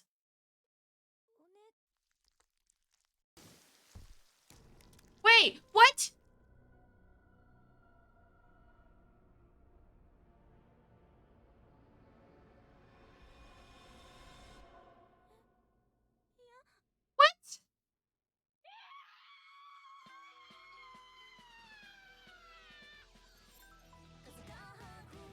What? Oh my god, I probably scared my dad with that last what? What the? Probably copyright. What the? What? What the hell? What? What? Why? How? Like, what? How? Is it because she stopped? Whoa. Only life can pay for another life, you fool. I no choice. I was just going along with it because if I had an actual choice, I would have chose not to do it. As a Hispanic, you learn you don't mess with stuff like that. Lee has too many trap cards. My gosh. I also didn't know Lee was still in chat. Like he just pops out, ha ha ha, you feel you used the Book of Shadows. Oh my gosh, that was so, what? I am very, of course, it's Corpse Party. That was, no, why, I'm so, what? How did, I'm so, why?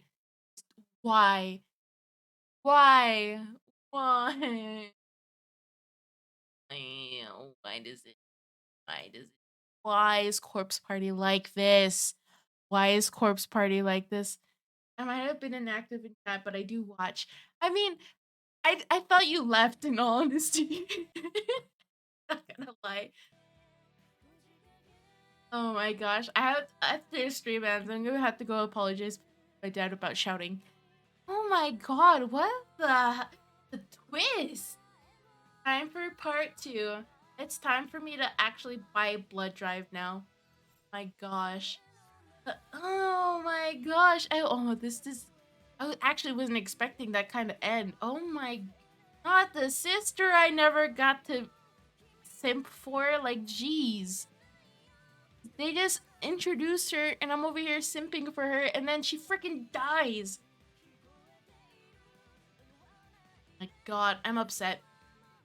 I'm suing. I'm suing. Suing. I'm suing. They can't just make me simp for a character and kill him off. Sorry for breaking the sound barrier. From Rice. Sorry, Papa Rice. I'm sorry for breaking the sound barrier. Wait, you guys didn't hear me? Oh my God. Okay, good. That. Oh, I'm upset. Upset. I'm suing. Upset.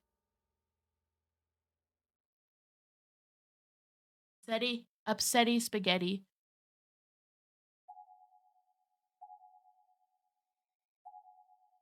I know, I'm done. I'm done. I'm done. Done. Turning point. Oh my. I am physically done. I have no words. That was just a bloodbath. That last little bit was just a bloodbath. I was not expecting it to end that way. I have no words. Great game. I have no words though.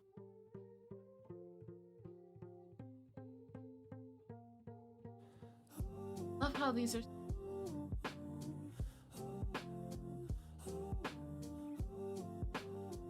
I miss Rice. I'm still here. What are you talking about, Eno? I'm still here. Oh my gosh. Oh, I can't get over it. I can't get over it. I'm upset. But yeah, I guess I'm gonna end stream here. Like I said, I wasn't really expecting that type of ending. But thank you guys for watching. It's bye. Last bit of stream. Oh my God, I wasn't expecting the stream this long. Oh God, it's already 11. My eyes are super dry. My contacts. But yeah. Tomorrow is Tuesday, right? Yeah, tomorrow is Tuesday, so we will be playing Resident Evil 0 still. I don't even remember where excuse me. I don't even remember where we were because we haven't played it in a while. And yeah, I will see you guys tomorrow for that stream. It'll be normal time, 8 p.m. Mountain Daylight Time. Night, Rice. I love you. Oh, whoa, you're so cute. No, you're so cute, you know? I love you too. You're so cute. You're adorable. Much love. Much love for you too, Lee. You'll get your title back. You are now Daddy Lee again. You stuck with me for that little last bit. So with that being said, I hope you guys have a good night, good evening, good morning, or good afternoon, and I will see you guys tomorrow. Bye!